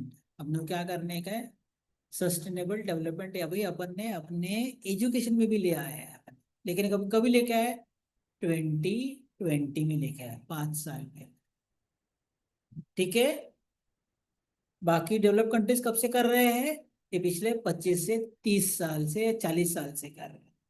अपन कब कर रहे हैं, आज, पिछले 5 साल में अपन ने चालू किया। 2020 बोला है लेकिन इम्प्लीमेंटेशन 21-22 से हुआ है उसका, बराबर है। सो ठीक है, देर आए दुरुस्त आए कहेंगे अपन। Promote holistic multidisciplinary and value based higher education, encourage scientific temper, ethic, constitutional values, creativity and spirit of service, service to nation, service to public, service to society. Important aspects है अपने, अपने ओई है, ओपन इलेक्टिव है, या CC है, अपने community engagement course है, right. Sustainability strengthen through knowledge, skill, values and community engagements are integrated. So this is how India has brought sustainability into its curriculum, and we are the part of that particular aspect. Okay. UGC and higher education initiatives. Let's look at just not NEP, higher education initiative के अपन देखते हैं. UGC Environmental Education Curriculum and Framework for Undergraduate Education we started in 2023. What is the UGC guideline for optimal utilization of resources by higher education institute, right? Fostering social responsibility and community engagement. ये किसके लिए कर रहे हैं अपन ये, right? Institution development plan, IDP plans कहते हैं अपन, NEP 2020 SDG and institution transformation. How the institution and sustainable development goals are related, ये अपने को देखने का है.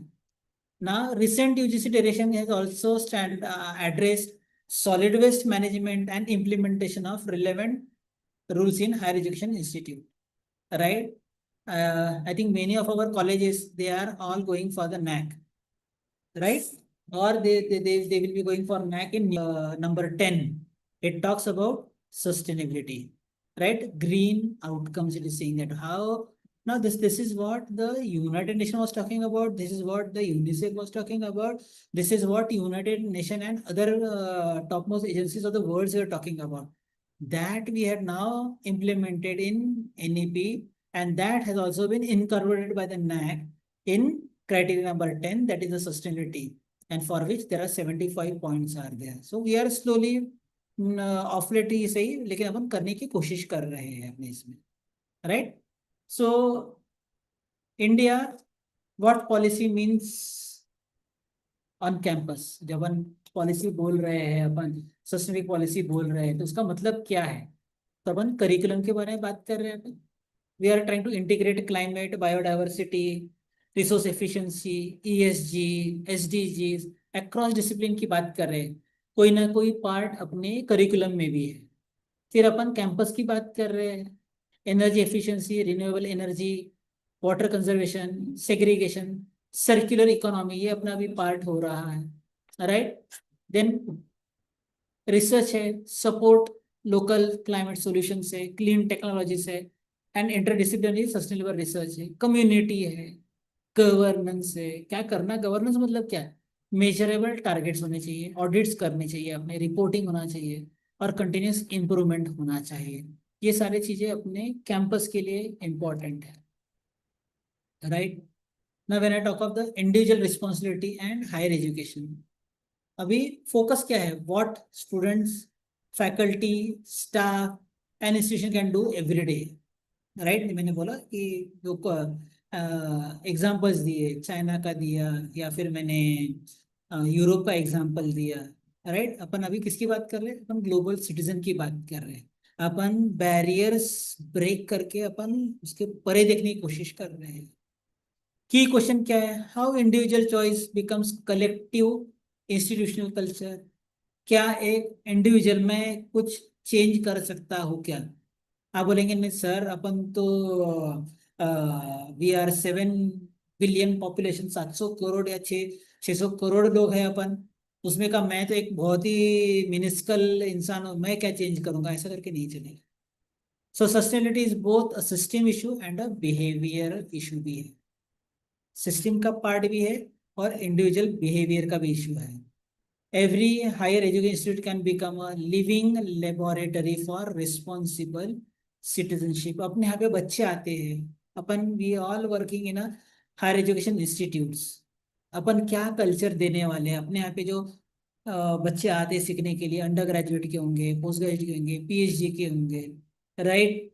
या 11th-12th के बच्चे होंगे, ये अपने से सीखेंगे.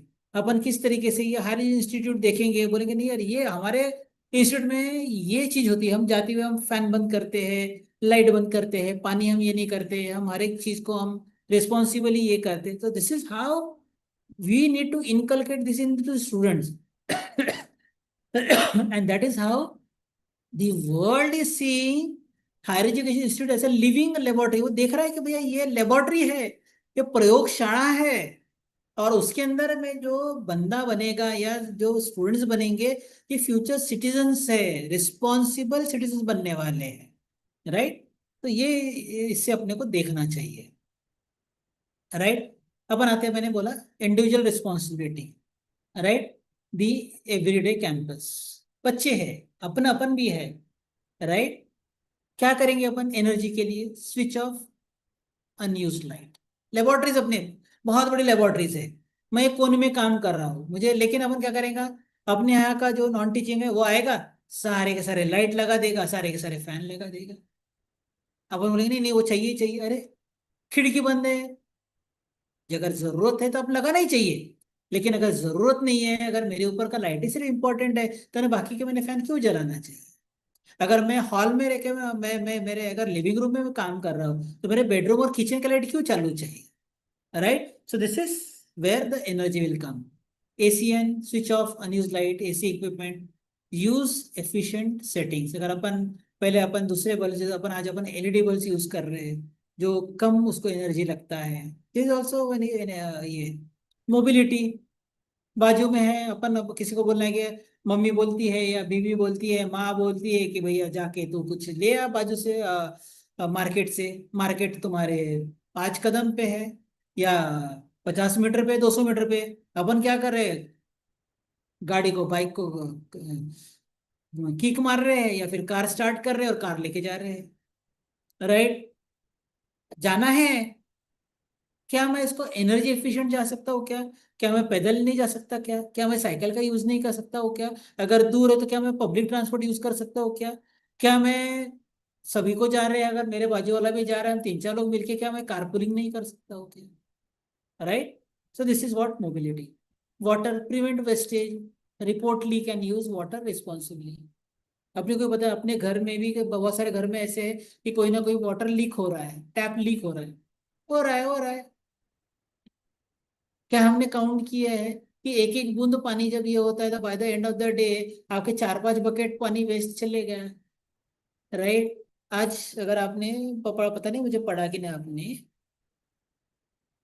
कि यूरोप में उन्होंने बोला है कि तुमने वाटर यूज करने के लिए लोगों ने कम से कम पानी यूज करना चाहिए वॉशिंग के लिए, या फिर आप प्रेयर करने जा रहे हो तो अपन क्या प्रेयर जा रहे हैं करके लिए पूरा आंग पैर धो रहे हैं, पूरा पानी वेस्ट देके बकेट यूज कर रहे हैं।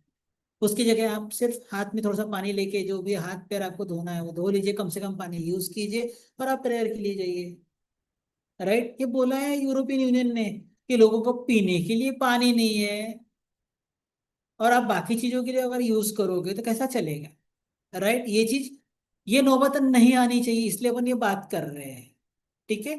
सो waste, refuse unnecessary disposable, reduce करो, रीयूज करो, रिपेयर करो, कंजम्पशन इस तरीके से करो कि आप ड्यूरेबल होए, right. Digital responsibility, extend device life and manage e waste. अपन उठे सुठे कि बस इसको मैसेज कर, उसको मैसेज कर, इतने मैसेज कर रहे, लेकिन अगर आप इसको अगर कार्बन क्रेडिट के अंदर में आप देखोगे तो यू विल अंडरस्टैंड कि अगर आपके पास स्पैम में भी आए हुए जो ईमेल है, अगर आपके स्पैम में पड़े तो वो स्टोरेज स्पेस ले रहा है, मतलब उसको स्टोर करने के लिए जो एनर्जी लग रही है वो एनर्जी भी कहीं से तो भी जनरेट हो रही है ना, right. Each of your email या फिर स्पैम मेल ये कुछ अमाउंट ऑफ एनर्जी यूटिलाइज कर रहे हैं। अगर आप एनर्जी एफिशिएंट है तो आपके जो काम की ईमेल नहीं है आप उसको डिलीट करने ही चाहिए, राइट। नहीं चाहिए तब उसको यूज मत कीजिए, क्योंकि this all comes to carbon credit and all, right. So this is comes to the individual responsibility everyday campus में, right. Coming to the role of student, right. ये तो जो मैंने पहले वाली इंडिविजुअल रिस्पॉन्सिबिलिटी हर किसी के लिए, स्टूडेंट के लिए, टीचर के लिए, नॉन टीचिंग के लिए, टीचिंग के लिए है, घर के लिए, बाहर के लिए है, हर किसी के लिए, सोसाइटी के लिए, सबके लिए ही, राइट। अगर स्टूडेंट करके लिए अपने को एजुकेशन की बात कर रहा हूँ, ज्वाइन और इनिशिएट ग्रीन क्लब ज्वाइन करने के लिए बोलो, सस्टेनेबिलिटी ऑडिट करने के लिए ज्वाइन करने के लिए बोलो, कैंपस पे भी इनको इन्वॉल्व करो, क्या है, क्योंकि ये चीज बताने से नहीं, बच्चों के साथ इन्वॉल्व होकर करने वाली चीज है। Use project dissertation internship to solve real sustainable issues, बात करनी पड़ेगी, छोटे छोटे प्रोजेक्ट दीजिए। मेजर इम्पैक्ट, एनर्जी सेव, बताइए उनको कि आप अगर अपन ने जाते बंद कर दिया है, पहले तो सब कुछ चालू था, अब कितना चेंज हुआ है, कितना अपन ने यूनिट इलेक्ट्रिसिटी बचाई है। ये बच्चे करेंगे तब उनको ध्यान में आएगा, उससे वो सीखेंगे, रिड्यूस्ड वेस्ट, वाटर कंजर्व करना है, राइट। फिर practice responsible consumption and mobility, become sustainability ambassador with in the institution and community. तुम्हारे क्लास के किसी लोगों को एम्बेसडर बनाइए, राइट। अलग अलग ड्राइव्स कंडक्ट किए तुम्हारे कॉलेज के अंदर में, ई वेस्ट का ड्राइव हो गया या बाकी और किसी चीज का ड्राइव हो गया। ये सारी चीजें जब तक कि अपन करेंगे नहीं तब तक के बच्चे सीखेंगे नहीं, राइट। देन जैसा और एक एग्जांपल देना चाहूंगा मैं यहाँ पे कि collection of e waste. E waste यानी क्या, अपन क्या करते हैं अपने घर पे, हर एक के घर पे इलेक्ट्रॉनिक वॉचेस से, इलेक्ट्रॉनिक गैजेट से, कंप्यूटर से, लैपटॉप से, घड़ी है, सब कुछ है। सेल खराब हो गया कि वो लेते हैं और अपने डस्टबिन में फेंक देते हैं। आप बोलेंगे सर तो ये तो हम तो बचपन से कर रहे हैं, ठीक है। लेकिन today when we study this, we find that these cells, pencil cells or electronic waste, it has got lead and cadmium। ये जब डंप यार्ड पे जाएगा वहां पे वो वहां से लीक हो जाएगा। लीक होके वो क्या करेगा, सॉइल में जाएगा, सॉइल से लीक होते हुए तुम्हारे वाटर टेबल पे जाएगा, और वाटर टेबल पे लीक होके जब तुम पानी जो पीने वाले हो वो तुम्हारे इकोसिस्टम में आ जाएगा। जब लेड तुम्हारे स्किन में आ जाएगा तो क्या हो जाएगा, we will see its effect in the form of certain diseases been developed, deformation, hair loss. ये तो ठीक है, लेकिन कैंसर, इसको कैसा ये करेंगे अपन, राइट, राइट। तो this will all come from education. But when you talk of the education means what, just telling student is going to help us, right? At least once in a month, you should always have a drive for e-waste, right? You should have drive for the used clothes। कोई गरीब है, ये है, use clothes है, आप use clothes नहीं use कर रहे हैं, किसी और को देने की जगह तुम उसको दे दो, या जो भी करना है, right. So this kind of an things will help us in addressing several issues as, right? Role of faculty and researchers, right? Okay, क्या कर रहे हैं यहाँ पे, embedded sustainability example and cases into disciplinary teaching। हर एक discipline, art, science, commerce, law, अलग अलग जो डिसिप्लिन के जो लोग हैं, तो उन्होंने अपने टीचिंग में सस्टेनेबिलिटी लेके आना चाहिए। आप किस तरीके से सस्टेनेबिलिटी को अपने डिसिप्लिन के साथ आप उसको कोरिलेट करते कर सकते हो, ये देखते आना चाहिए। देखो हर एक चीज में सस्टेनेबिलिटी है, हर एक चीज में, हर एक इसमें, लेकिन वो तो देखने देखने की अपने को नजर लगेगी। We have to guide interdisciplinary projects around climate, biodiversity, energy, water, waste and social equity। इन सारे तरफ में अपने को अलग अलग इस पे अपने को काम, because see the technology that is been developed in US may not be useful in the same way in India. सो अपने को भी सस्टेनेबिलिटी ग्रो होना है, करना है, टेक्नोलॉजी ट्रांसफर करना है, टेक्नोलॉजी डेवलपमेंट करना है, तो अपने को ये कुछ अपने को बेसिक्स लगेंगे ही लगेंगे। Produce open credible evidence for decision makers and communities. Model responsible academic and professional practice अपने को चालू करने में। Partner with government, industry and civil society to scale solution. Faculties को क्या करना पड़ेगा, गवर्नमेंट के साथ पार्टनरशिप करने पड़ेंगे। अगर इंडस्ट्री के साथ में, सो अभी जैसा मैंने बोला ना कि now I am working as a member of the state environmental appraisal committee, ठीक है। तो मैं इससे पहले वो कमेटी के ऊपर में सारे के सारे आईआईटीज के लोग थे, बेसिक साइंस का नहीं था, प्लांट बायोलॉजी का या बॉटनी का मैं पहला शायद बंदा हो गया। I went there, I studied the regulations, I studied the various provisions, right? And what I did is that I had done what is called by the name as counseling. Counseling whom? Consultants, because they do the presentations. I counsel through them, I try to reach to the builders, I reach to the stakeholders, right? And what we did is that we try to explain them and we try to convince them that, okay, you want to make huge projects, but these projects are for whom? These projects are for human beings. If it is for the human beings, then what will happen if tomorrow no humans are left on this planet Earth? वो use करने के लिए human ही नहीं रहेंगे तो कैसा चलेगा, right? So when we try to ask this type of critical questions, they also realize that okay, sir, क्या करना चाहिए? So then we give a concept called by the name as the planting trees. But they say that ki in Bombay, when you look at Bombay, you know that in when I stay, where this area where I stay, 1 square foot of space, it costs 50,000 rupees. कितना? 1 square foot 50,000 का है. मेरा bathroom अगर 100 square foot का है, 100 square foot मतलब बहुत होता है, राइट? तो 100 स्क्वायर फुट का मेरा बाथरूम अगर मैं बोलूंगा तो जस्ट इमेजिन वो 5 लाख का मेरा बाथरूम ही हो गया. I am talking about today's date, right? Now I am telling this example. I am telling this example to highlight if the cost of land is so much out here in Mumbai, how will the builder or the developer plant a tree in that area? बोलेगा मैं tree plant कर मेरे को कुछ नहीं मिलने वाला है. समझ में आ रहा मैं क्या कह रहा था?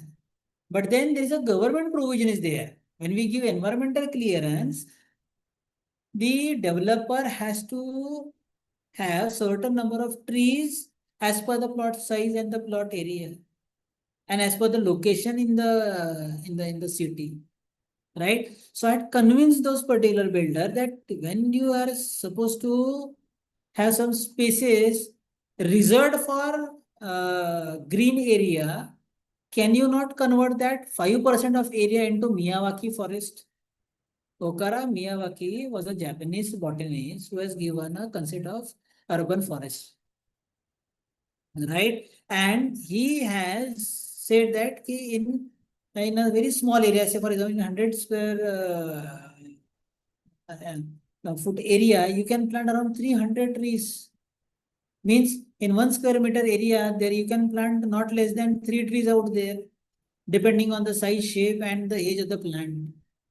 So in a very small area, you can plant too many trees.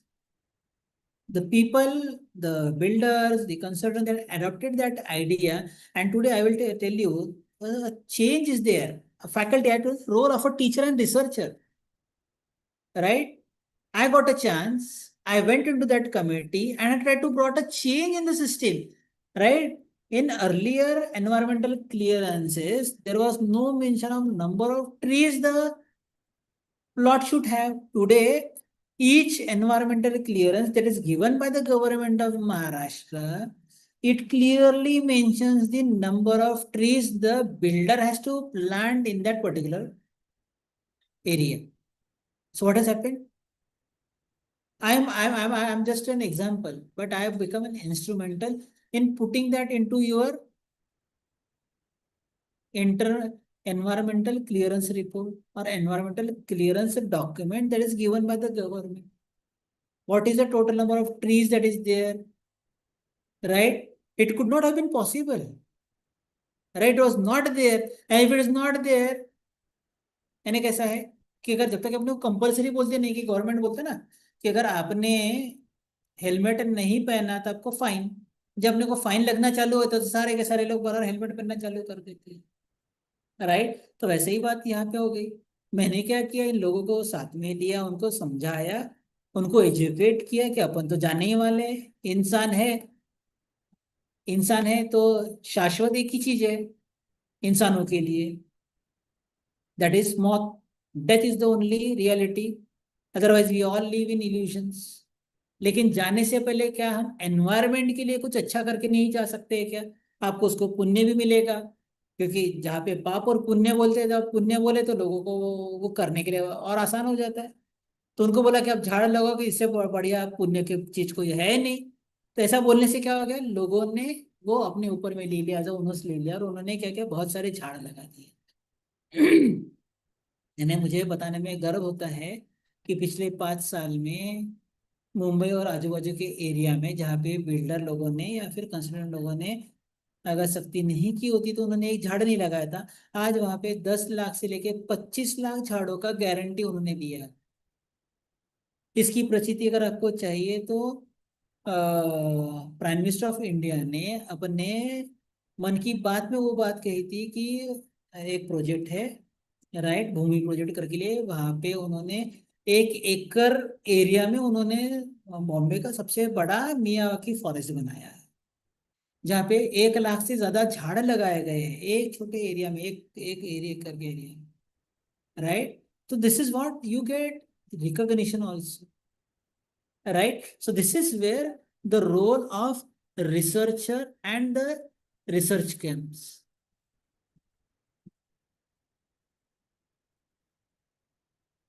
right? So this is so keep in mind as an good as a learner as such, everybody will get a chance. I got a chance, right? And what I did, I tried to give best to my mother earth. मैं मातृभूमि, मेरे मेरे लिए मातृभूमि ने पूरी पूरा पूरा प्लेनेट मेरी मातृभूमि है। तो उसके लिए जितना मेरे हाथ में है, मैं जाके कहीं और नहीं बता सकता कि क्या करना चाहिए, लेकिन मेरे को मिला हुए चांस में मैंने क्या कर दिया है, कम से कम बॉम्बे और बॉम्बे के आजू बाजू के रीजन जो मेरे अंडर में आता है, उन लोगों को मैंने क्या कर दिया, एजुकेट कर दिया। जो सेम एजुकेशन में आप, जो मैं बात कर रहा हूँ आपसे, ये रेफरेंस कोर्स में आपने मुझे बुलाया, तो मैं क्या कर रहा, आपको भी एजुकेट करने का काम कर रहा हूँ। तो हर किसी को चांस मिलेगा। आप हर कोई, आप पूरे महाराष्ट्र में या भारत के कई कई अलग अलग जिलों से आए होंगे, अलग अलग कॉलेजेस से आए होंगे। तो क्या ये मॉडल आप अपने कॉलेज में कर सकते हो? बिल्कुल कर सकते हो। उसके लिए अगर मेरी कुछ हेल्प लगती है तो आप मुझे बताइए, मैं डेफिनेटली आपको हेल्प करूंगा। ये आपका एनवायरमेंटल, आपका कर्तव्य होगा आपके कॉलेज की तरफ। आप बोलेंगे हमारे यहाँ तो बहुत सारे झाड़ है, बहुत सारे झाड़ है, लेकिन अगर और झाड़ लगाएंगे तो क्या होगा, right? I am trying to help you in that particular aspect, I will be definitely be there. So therefore partner with government, industry, civil society, आपके आजू बाजू के लोग हैं, आपके सोसाइटी में जो रहने वाले लोग हैं, आपके आजू बाजू में, आप जिस गांव में आते हैं, गांव से आते हैं, देखो everybody is having his origin in one और द अदर विलेज। आप जाते होंगे वहां पे, तो क्या आप वहां पे भी लोगों को एजुकेट कर सकते हो ना? एक teacher, if you do, I think if I may not be wrong, एक टीचर अपने जिंदगी में कम से कम 1 लाख स्टूडेंट के संपर्क में आता है, कम से कम।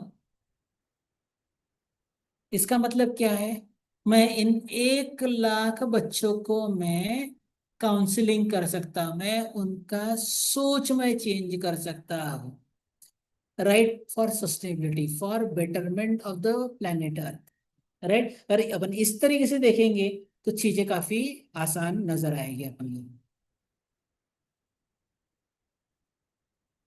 Right. I will come to the role of institution here. When I am saying role of institution, मैं सिर्फ एक कॉलेज की बात नहीं कर रहा हूँ। इंस्टीट्यूशन मतलब एक यूनिवर्सिटी भी हो सकता है, एक कॉलेज भी हो सकता है, एक हाउसिंग सोसाइटी भी हो सकती है, एक विलेज भी हो सकता है, एक इंडस्ट्री भी हो सकती है, एक स्टेट भी हो सकता है, एक देश भी हो सकता है, या फिर we all together we also form one institution, that is a teaching institution we are talking about। ये कोई भी हो सकता है। क्या करना है अपने को, we have to create sustainability policy with clear targets and responsibilities। ठीक है, अपने को पॉलिसी बनानी पड़ेगी जिसके अंदर अपने टारगेट क्लियर चाहिए और रिस्पॉन्सिबिलिटीज चाहिए। Conduct energy, water, waste, biodiversity and carbon assessments, right. Set procurement standards and reduce single use material. जैसे अपने यहाँ पे है, सिंगल यूज प्लास्टिक नहीं करना है, यूज नहीं करना है। क्यों नहीं करना है? एक बार यूज कर लेंगे उसका, फिर अपन कचरे के डब्बे में डाल देंगे, वो कचरे के डब्बे में डाल के वो नदी नाले में जाएगा, गटर में जाएगा, गटर चौक कर जाएगा, गटर चौक हो जाएगी, जब बारिश आ जाएगा तो तुम्हारे घर के आजू बाजू में पानी जम जाएगा, वही पानी तुम्हारे घर के अंदर चला जाएगा, आपका ही घर खराब हो जाएगा, राइट। लेकिन अब बोलेंगे नहीं नहीं, ये तो म्यूनसिपलिटी का काम है गटर साफ करने का। अरे, गटर साफ करने का म्युनिसिपैलिटी का काम है, लेकिन सिंगल प्लास्टिक यूज नहीं करना, ये तो पर्सनल रिस्पॉन्सिबिलिटी है ना। हम उसे क्यों मुँह कर रहे हैं? राइट, अपन जा रहे हैं, कहीं पे पान खा लिया, वहीं पे थूक रहे हैं, कहीं पे रोड पे थूक रहे हैं, या फिर या कोई बिल्डिंग के इसमें थूक रहे हैं, फिर थूकने से क्या होने वाला है? अरे लेकिन जब उसको थूकना है, मतलब क्या है, मैंने कहीं तो भी जहाँ पे थूक लिए तो वहां पे मुझे पेंट करना है, पेंट करना है मतलब मुझे क्या करना है, कोई केमिकल लेके आना है, पेंट करना है मतलब पानी लाना है मुझे, वार्निश करना है, या फिर अगर मैं पानी यूज करना है, मुझे पानी यूटिलाइज करना पड़ेगा। क्या मैं इसके बारे में सोच रहा हूँ क्या? मैं तो पान तो खा के थूक दिया मैं कहीं तो भी, लेकिन ये थूकने के लिए मैं कोई इंसान मुझे लगाना पड़ेगा, वो इंसान को घसना पड़ेगा, वो घस के निकालना पड़ेगा, एनर्जी जा रही है। उसके बाद मुझे उसको पेंट करना है, मुझे कुछ केमिकल लगाना है, मुझे व्हाइट वॉश करना है। व्हाइट वॉश करना है तो मुझे पानी लगेगा। क्या मैं इसके बारे में सोच रहा हूँ क्या? इसको आज अपन सर्कुलर इकोनॉमी के बारे में अपन बात करते हैं। जब मैं सिंगल यूज प्लास्टिक की बात कर रहा हूँ, तो ये प्लास्टिक कहाँ से आ रहा है? केमिकल बिल्डिंग, केमिकल फैक्ट्री से आ रहा है। ये केमिकली कोई लेने के लिए मुझे कुछ तो भी केमिकल कंपोनेंट बनाना पड़ेगा, उसके लिए मुझे एनर्जी लगेगी, उसके लिए मुझे कोई सिंथेटिक मटेरियल लगेगा, राइट? ओके। तो all this is what you called by the name है सर्कुलर इकोनॉमी की अपन जब बात कर रहे हैं, तो यहाँ पे अपन बहुत सारे चीजों की तरफ देख, और प्लास्टिक देख रहे हैं। अगर आपने देखा हो कि मैं एक कॉपर बॉटल यूज कर रहा हूँ मेरे मेरे मेरे लैब के अंदर, राइट? तो मेरे डिपार्टमेंट का ये पॉलिसी है कि हमारे यहाँ पे कोई प्लास्टिक यूज बॉटल यूज नहीं करेगा। सर फिर पानी कहाँ से पिएंगे? आप स्टील का बॉटल ले आइए, कांच का बॉटल ले आइए, क्योंकि कांच का अपन में उसको रिसाइकलेबल है, प्लास्टिक का रिसाइकलेबल नहीं है। छोटे छोटे चेंजेस आपको अपने लेवल पे करने पड़ेंगे, राइट? वो जब तक कि आप नहीं करोगे, तो फिर अपन पानी लेके जाना है तो नहीं नहीं मुझे पानी के पैसे तो मैं बॉटल खरीदूंगा, पैसे है ना, मैं आई हैव गॉट मनी, ये मेरा पैसा है, मेरी बॉटल है। अगर आप ऐसा सोचोगे तो फिर we are not able to make a change out of in the system. Invest in renewable energy, जैसे अपने को अपन we are fortunate we are in the tropical country, अपने यहाँ पे नहीं बोले तो भी 8 महीने बहुत बढ़िया सनशाइन मिलता है। क्या मैं इस सनशाइन का यूटिलाइज, ये सनलाइट का यूटिलाइजेशन, क्या मैं इसको एनर्जी ट्रांसफॉर्मेशन में कर पाऊंगा? क्या सोलर पावर लगा पाऊंगा? क्या सोलर एनर्जी में यूज कर पाऊंगा? क्या? I know that there various issues आते हैं, वेरियस प्रॉब्लम्स आते हैं। सर उसका कैपिटल कॉस्ट बहुत है ना, बहुत सारे हैं। क्या है, आप आजू बाजू वाले जो इंडस्ट्रीज है वहां पे जाके उनको बोल सकते हो क्या कि हाँ ठीक है आपका पोल्यूटिंग है, तो हमारे यहाँ पे जो जगह है, बिल्डिंग है, लेकिन हमारे से पैसा नहीं है, क्या आप उसको, हमको आप सोलर पैनल बैठा दोगे और उसका क्रेडिट आप ले सकते हो? ऐसे बहुत सारी चीजें, बहुत सारी चीजें जो देखने के लिए अपने के लिए। सॉरी, एक मिनट।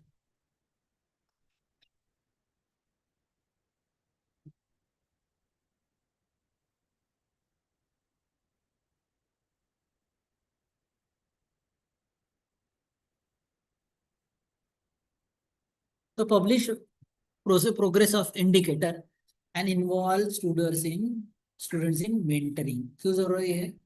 क्योंकि जब अपन सस्टेनेबिलिटी बात करते हैं, right, what are we talking about? We want to talk about the today's requirement, but we are also looking for that without compromising the needs of future generation। Future मतलब कौन? Immediate future मतलब कौन? तुम्हारे student. अगर आप आज के बच्चों को सिखाओगे, उस तरीके से ट्रेन करोगे, ये तो कल के टीचर होने वाले हैं ना बहुत सारे बच्चे। ये बहुत सारे बच्चे उनके पियर्स को समझाएंगे, पियर्स मतलब उनके दोस्तों को समझाएंगे। यही बच्चे जब घर में जाएंगे, जो कॉलेज में सीखा हुआ है, मैं इसलिए, क्या यूनाइटेड नेशन क्या बोलता है, universities and colleges they are living laboratories, जीते जागते ये अनुसंधान की जगह है। अनुसंधान मतलब रिसर्च, मतलब it's just not search, you have to re and search again. और उसका इम्पोर्टेंट कंपोनेंट है तुम अपने बच्चे। तो जब अपन बच्चों को इन्वॉल्व करेंगे तब जाके वो आगे में जाएंगे। ठीक है, okay. Making sustainability part of quality assurance and strategy planning, ये अपने लिए बहुत इंपॉर्टेंट है। ये क्वालिटी एश्योरेंस है कि तुमको तुम्हारा फ्यूचर हम क्वालिटी एजुकेशन देंगे, क्वालिटी लाइफ। क्वालिटी लाइफ मतलब क्या? भारत में सारे, मैंने बोला जो 10 में से मोस्ट पोल्यूटेड कंट्री सिटीज है, उसमें के तो 5 तो अपनी है। इंडिया का खुद का 6वां नंबर है वर्ल्ड के मोस्ट पोल्यूटेड कंट्रीज में। अपन क्या एश्योरेंस करेंगे? ये करके मिलने वाला क्या है? क्या एश्योरेंस करेंगे अपन अपने बच्चों को? अपने बच्चों को नहीं, खुद के बायोलॉजिकल ये है, या अपने स्टूडेंट भी अपने बच्चे हैं, उनको अपन क्या एश्योरेंस दे रहे हैं? ये करके क्या होने वाला है? हम AQI कम कर सकते। AQI कम करेंगे तो क्या हो जाएगा? यहाँ पे रहने वाले लोग हैं, भारत देश में रहने वाले लोग हैं, वो हेल्दी पॉपुलेशन बनेगी। नहीं तो अपना हर पैदा होने वाला बच्चा ये कोई ना कोई रोग से ग्रसित रहेगा। क्या हम ऐसा फ्यूचर चाहते हैं क्या? मुझे नहीं लगता। यहाँ पे जितने सुनने वाले लोग हैं, इसमें का एक भी जन ये नहीं सोचता है कि मेरा बच्चा या हमारे बच्चे ऐसे पैदा हो। तो फिर हमारे बच्चे पैदा वैसे नहीं होने चाहिए, अगर अपन ये सोचते तो उसकी जिम्मेदारी तो आज हमको लेनी पड़ेगी ना। अगर नहीं लेंगे तो कैसा हो जाएगा? मैं बोलूंगा नहीं, मैं सिर्फ अपना ही देखूंगा, मैं अपना घर घर में क्लीन रखूंगा और उसका कूड़ा कचरा मैं बाजू वाले के घर में डाल दूंगा। अगर अपनी मेंटेलिटी रही तो भगवान भी अपने को बचा नहीं सकता। कोई नहीं बचा सकता अपने को। उसका सबसे अच्छा एग्जाम्पल है यूरोप का, मैंने दिखा दिया। ये स्लाइड मैंने जानबूझ के रखी हुई है। ये मेरी सेकंड लास्ट स्लाइड है, लेक्चर खत्म हो गया। मैंने जब चालू किया था मैंने ये वाली स्लाइड आपको दिखाया था। इसका ध्यान नहीं था किसी का, अपने सभी का ध्यान था वो जहाँ पे कार थे या फिर जो लोग थे मास्क लगा के जा रहे थे उसके ऊपर में ध्यान था। ये सक्सेस स्टोरी है। अपन चाइना को अपना कंपटीटर मान रहे हैं, राइट? लेकिन जो चाइना ने करके दिखाया है ना, ये अपने को अमल में लेके आने वाली बात है। ये आज का चाइना है। Can you see that clear skies? और यहाँ पे देखो, it is not a clear, ये सेम फोटोग्राफ है। The photograph is not changed, it has taken from the same location, right? This is a 10 years back and this is the today's China. The air, जब मैंने चालू किया था मैंने बोला था China was known as the pollution capital of the world. क्यों? क्योंकि उनका जो कैपिटल है वही सबसे ज्यादा पोल्यूटेड था। 500 से 700 के बीच में उसका AQI था। AQI मतलब एयर क्वालिटी इंडेक्स, मतलब PM 2.5 या PM 10। PM मतलब होता है पार्टिकुलेट मैटर। ठीक है। आज से 20-25 साल पहले जब मैं दिल्ली गया था, राइट, दिल्ली में से मेरा इंटरव्यू था, जब मैं दिल्ली गया था, right, it was in the month of December, I could not see beyond 10 meters, right. जब मैं घर पे आया और मैं इंटरव्यू के लिए, घर पे नहीं, मैं इंटरव्यू के लिए जहाँ जिस जगह पहुंचा, तो मैंने बोला चलो यार थोड़ा सा मुंह पोंछ लेना चाहिए, अपन करते ना हरदम। अपने को किसी से मिलना है, प्रिंसिपल से मिलना है, डायरेक्टर से मिलना है, दोस्त से मिलना है, गर्लफ्रेंड से मिलना है, बीबी से मिलना है, या किसी और से मिलना है, राइट? तो अपन क्या करते, मैं ये लेते, अपन अपना, मैंने हैंकी निकाला और मैंने सिर्फ अपना चेहरा पोंछा। I will tell you, my hanky, अपने बहुत सारे लोगों के पास अपना हैंकी अपना व्हाइट कलर का होता है। That hanky had become black। कैसा था हैंकी? पूरा black. I am talking of 25 years back, जब मैं दिल्ली गया था। जब मैं अभी रिसेंटली गया तो मैंने देखा कि अभी वहां पे जितने भी ट्रांसपोर्ट मैकेनिज्म थे वो सारे कैसे हो गए, तुम्हारे इलेक्ट्रिक के ऊपर निकल, सीएनजी बेस्ड कर दिए। पहले वो ऑयल बेस्ड थे, कार्बन एमिशन ज्यादा आता है। आज उतना ब्लैक नहीं हुआ जितना 20 साल पहले। तो क्या पोल्यूशन, अपना पोल्यूशन का प्रॉब्लम सॉल्व हो गया है क्या? आज दिल्ली को भी, अपन दिल्ली का पोल्यूशन लेवल काफी हाई है, काफी हाई है। सारे मैंने बोला ना, मैंने तो आपको 2025 के फिगर दिखा दिए, जिसमें के दुनिया के 10 में से 5 या 6 सिटीज अपनी है। कैसा करेंगे? किसका एग्जाम्पल लेंगे? क्या हम ये कहेंगे कि नहीं नहीं सर, चाइना से हमारी दुश्मनी है, हम चाइना को क्यों यूज ये करेंगे? भैया, उन्होंने वो करके दिखाया जो किसी ने नहीं किया। राइट, आज चाइना में उन्होंने, दे हैड आइडेंटिफाइड, उन्होंने हजारों, बीजिंग में जब उन्होंने ये काम चालू किया, उन्होंने पहले प्रॉब्लम आइडेंटिफाई किया, हमारे यहाँ पे पोल्यूशन काय की वजह से, प्रॉब्लम आइडेंटिफाई किया। फिर सेकेंड चीज उन्होंने क्या किया, प्रॉब्लम देखा, फिर उन्होंने देखा ये पोल्यूशन का सोर्स क्या है, सोर्स आइडेंटिफाई किया। अभी सोर्स आइडेंटिफाई करना क्या मजाक है क्या? राइट, एक दिन का काम है क्या? राइट, सोर्स आइडेंटिफाई करने के लिए उन्होंने आसपास 1,000 एनवायरमेंटलिस्ट अपॉइंट किए, 1,000 से ज्यादा। राइट, फिर उनको क्रॉस चेक करने के लिए डबल या ट्रिपल उन्होंने इंस्पेक्टर्स ये किए। राइट, यानी can you imagine the amount of human workforce that put into it to identify the source, and then they had asked for जो भी इश्यूज है आइडेंटिफाई का, यहाँ से हो रहा है क्या, इमिट हो रहा है क्या, उसको बोले तो कैसा कम कर सकते ये भी बताए, या फिर तेरे को बंद करने के लिए। Right, the steps which has taken 10 years or 15 years back, slowly and slowly, एक दिन का काम नहीं है। Rome was not build in a day. Rome कौन है?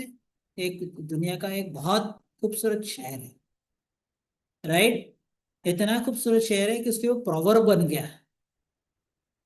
Right, Rome was not build in a day, एक दिन में रोम नहीं बना है, धीरे धीरे करके। लेकिन कितना धीरे करना चाहिए इसकी भी लिमिट है ना। हम नहीं नहीं हम करेंगे 100 साल में करेंगे, ऐसा बोल के चलेगा क्या? अगर 100 साल में करेंगे तो अपना यूरोप बनने का टाइम बहुत नजदीक है। राइट, जब मैंने पहली स्लाइड दिखाया, दूसरी स्लाइड में जब मैंने दिखाया यूरोप में 10,000 लोग मरे हैं, सर ये तो बहुत ही कम है। इंडिया में तो हजारों लोग ऐसे ही मर जाते हैं, ऐसा बोल के नहीं चलेगा। अगर यही फिनोमेना अगर इंडिया में हुए, जो फिगर 10,000 है, ये फिगर इंडिया में 10 लाख हो सकता है, या उससे ज्यादा भी हो सकता है। क्योंकि यूरोप का पॉपुलेशन और इंडियन पॉपुलेशन में जमीन आसमान का फर्क है, इंडियन सबकॉन्टिनेंट का। राइट, जो इम्पैक्ट इंडिया पे हो सकता है अगर टेम्परेचर राइज हो गया या फिर और कुछ हो गया, because of not adopting sustainable practices.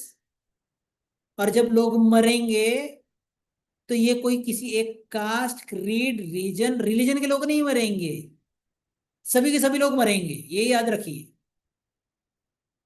Right, तो जो अपने आप को समझता है कि नहीं ये मेरा काम नहीं है, ये उसका काम है, अगर अपन ऐसा ही करते रहेंगे तो आई थिंक जो अगर यूरोप में हुआ वो इंडिया तक आने के लिए टाइम नहीं लगेगा, because we are very adjacent to European continent.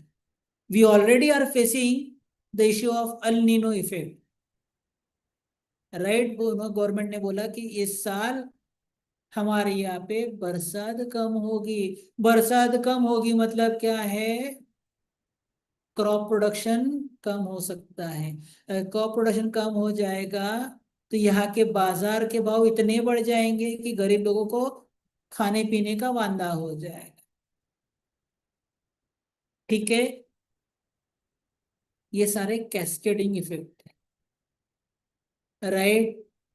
ये बोलना कि गवर्नमेंट देखते बैठेगा, कॉलेज देखते बैठेगा, यूनिवर्सिटी देखते बैठेगा, स्टेट देखते बैठेगा, अगर अपन ये सोच में रहे, mind my words,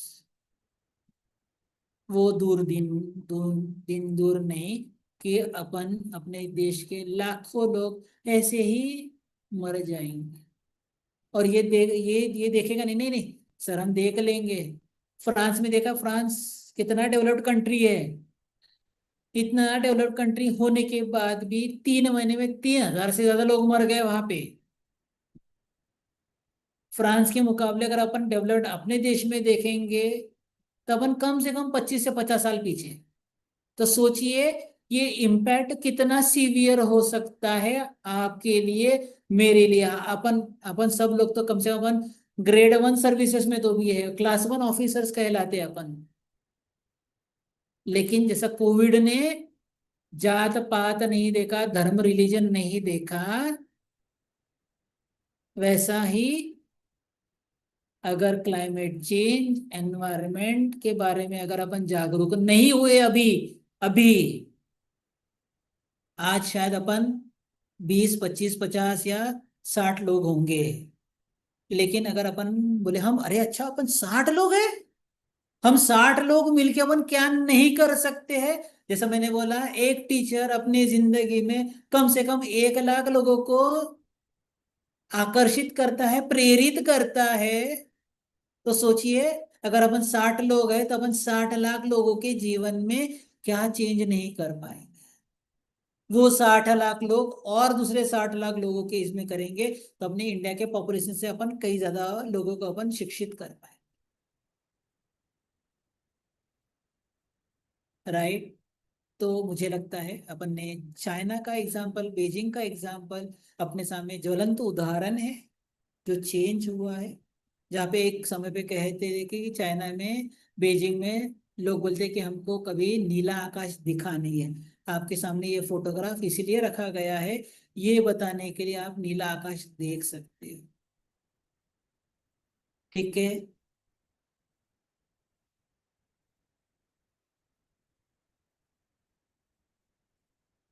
I think I will end here with the thought, together we can create a greener and more sustainable future.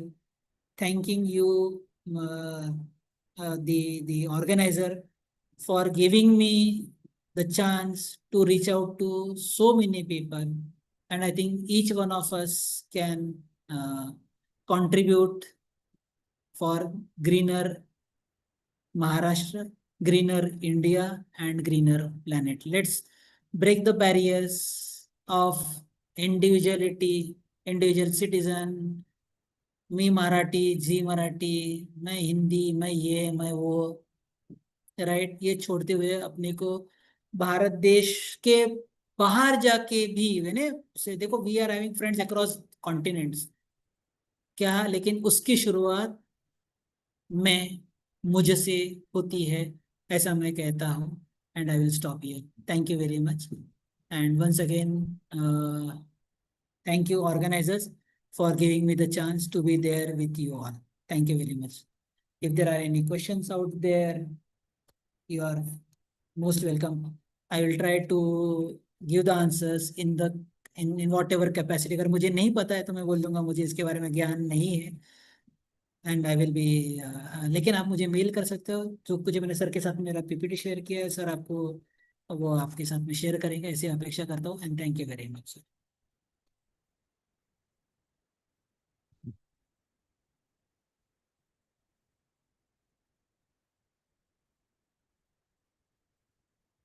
Hope मेरा सेशन ठीक ठाक रहा सर। या अच्छा सर, इंटरैक्टिव है। Yes yes. डॉक्टर मैं Shrikant Maske sir. Yes. Sensitisation करने का काम किया सर मैंने सर। जी हाँ सर, जी हाँ सर, सही sir. Yes. Any questions from participants?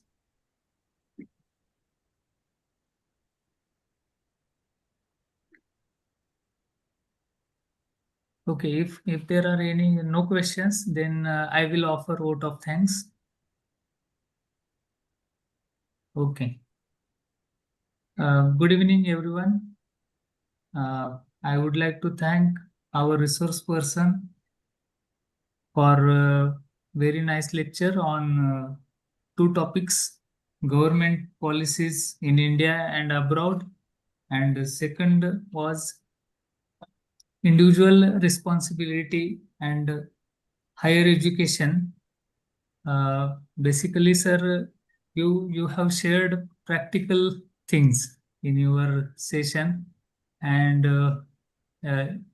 it is very informative session, sir, and it is inspiring also. Thank you, sir. Thank you. Thank you, sir. Thank you very much. Thank you, sir. Thank you, sir. Yeah. Yes, yes. चालेल sir. काय असेल तर सांगा sir. आणि तुमचं खूप खूप Yes, आभार sir. की तुम्ही मला चान्स दिला इतक्या साऱ्या Yes. लोकांशी बोलायसाठी. आणि मला वाटतं तुमच्या याच्यातनं एक जरी जण त्याच्यातनं जागृत झाला तरी मला वाटतं माझ्या या लेक्चरचं समाधान झालं. थँक्यू. सगळे जागरूक आहेत सर आणि त्यांच्या विद्यार्थ्यांना जागरूक करतीलच असं तुम्ही जसं अपेक्षित केलं की 60चे जसे तर पुढचे 60चे होतील. सर आपले टोटल 100 ऑडियन्स आहेत. येस तर सर. अशा ह्यानं जर आपण जर सिक्वेन्स न बघितलं तर बऱ्यापैकी आपलं जे काही पर्क्युलेशन आहे ते डेफिनेटली होईल sir. Yes yes yes. Yes. Thank you sir. Thank you very much sir. For another official procedure, I will contact you personally. Yes sir. Yes. Thank you very much sir. Thank you everyone. Thank you. Thank you. Thank you sir. Thank you. Thank you. Sir मी leave करू. Oh, sir. Yes. Yes. Thank- Okay. thank- Yes. Thank you.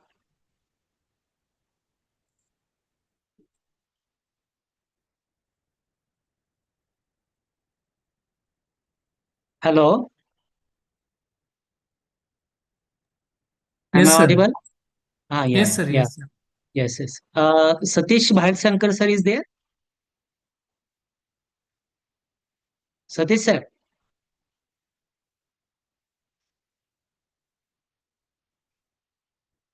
I think नाही sir हो नाही आहेत का? बरं ठीक आहे चालेल. चला ओके. मीटिंग So एंड करतो तर मग. हो हो. येस येस करूया. Okay. Okay okay so participant कल तो हॉलीडे परसों 2:25 को सॉरी 10:25 को ज्वाइन होना है.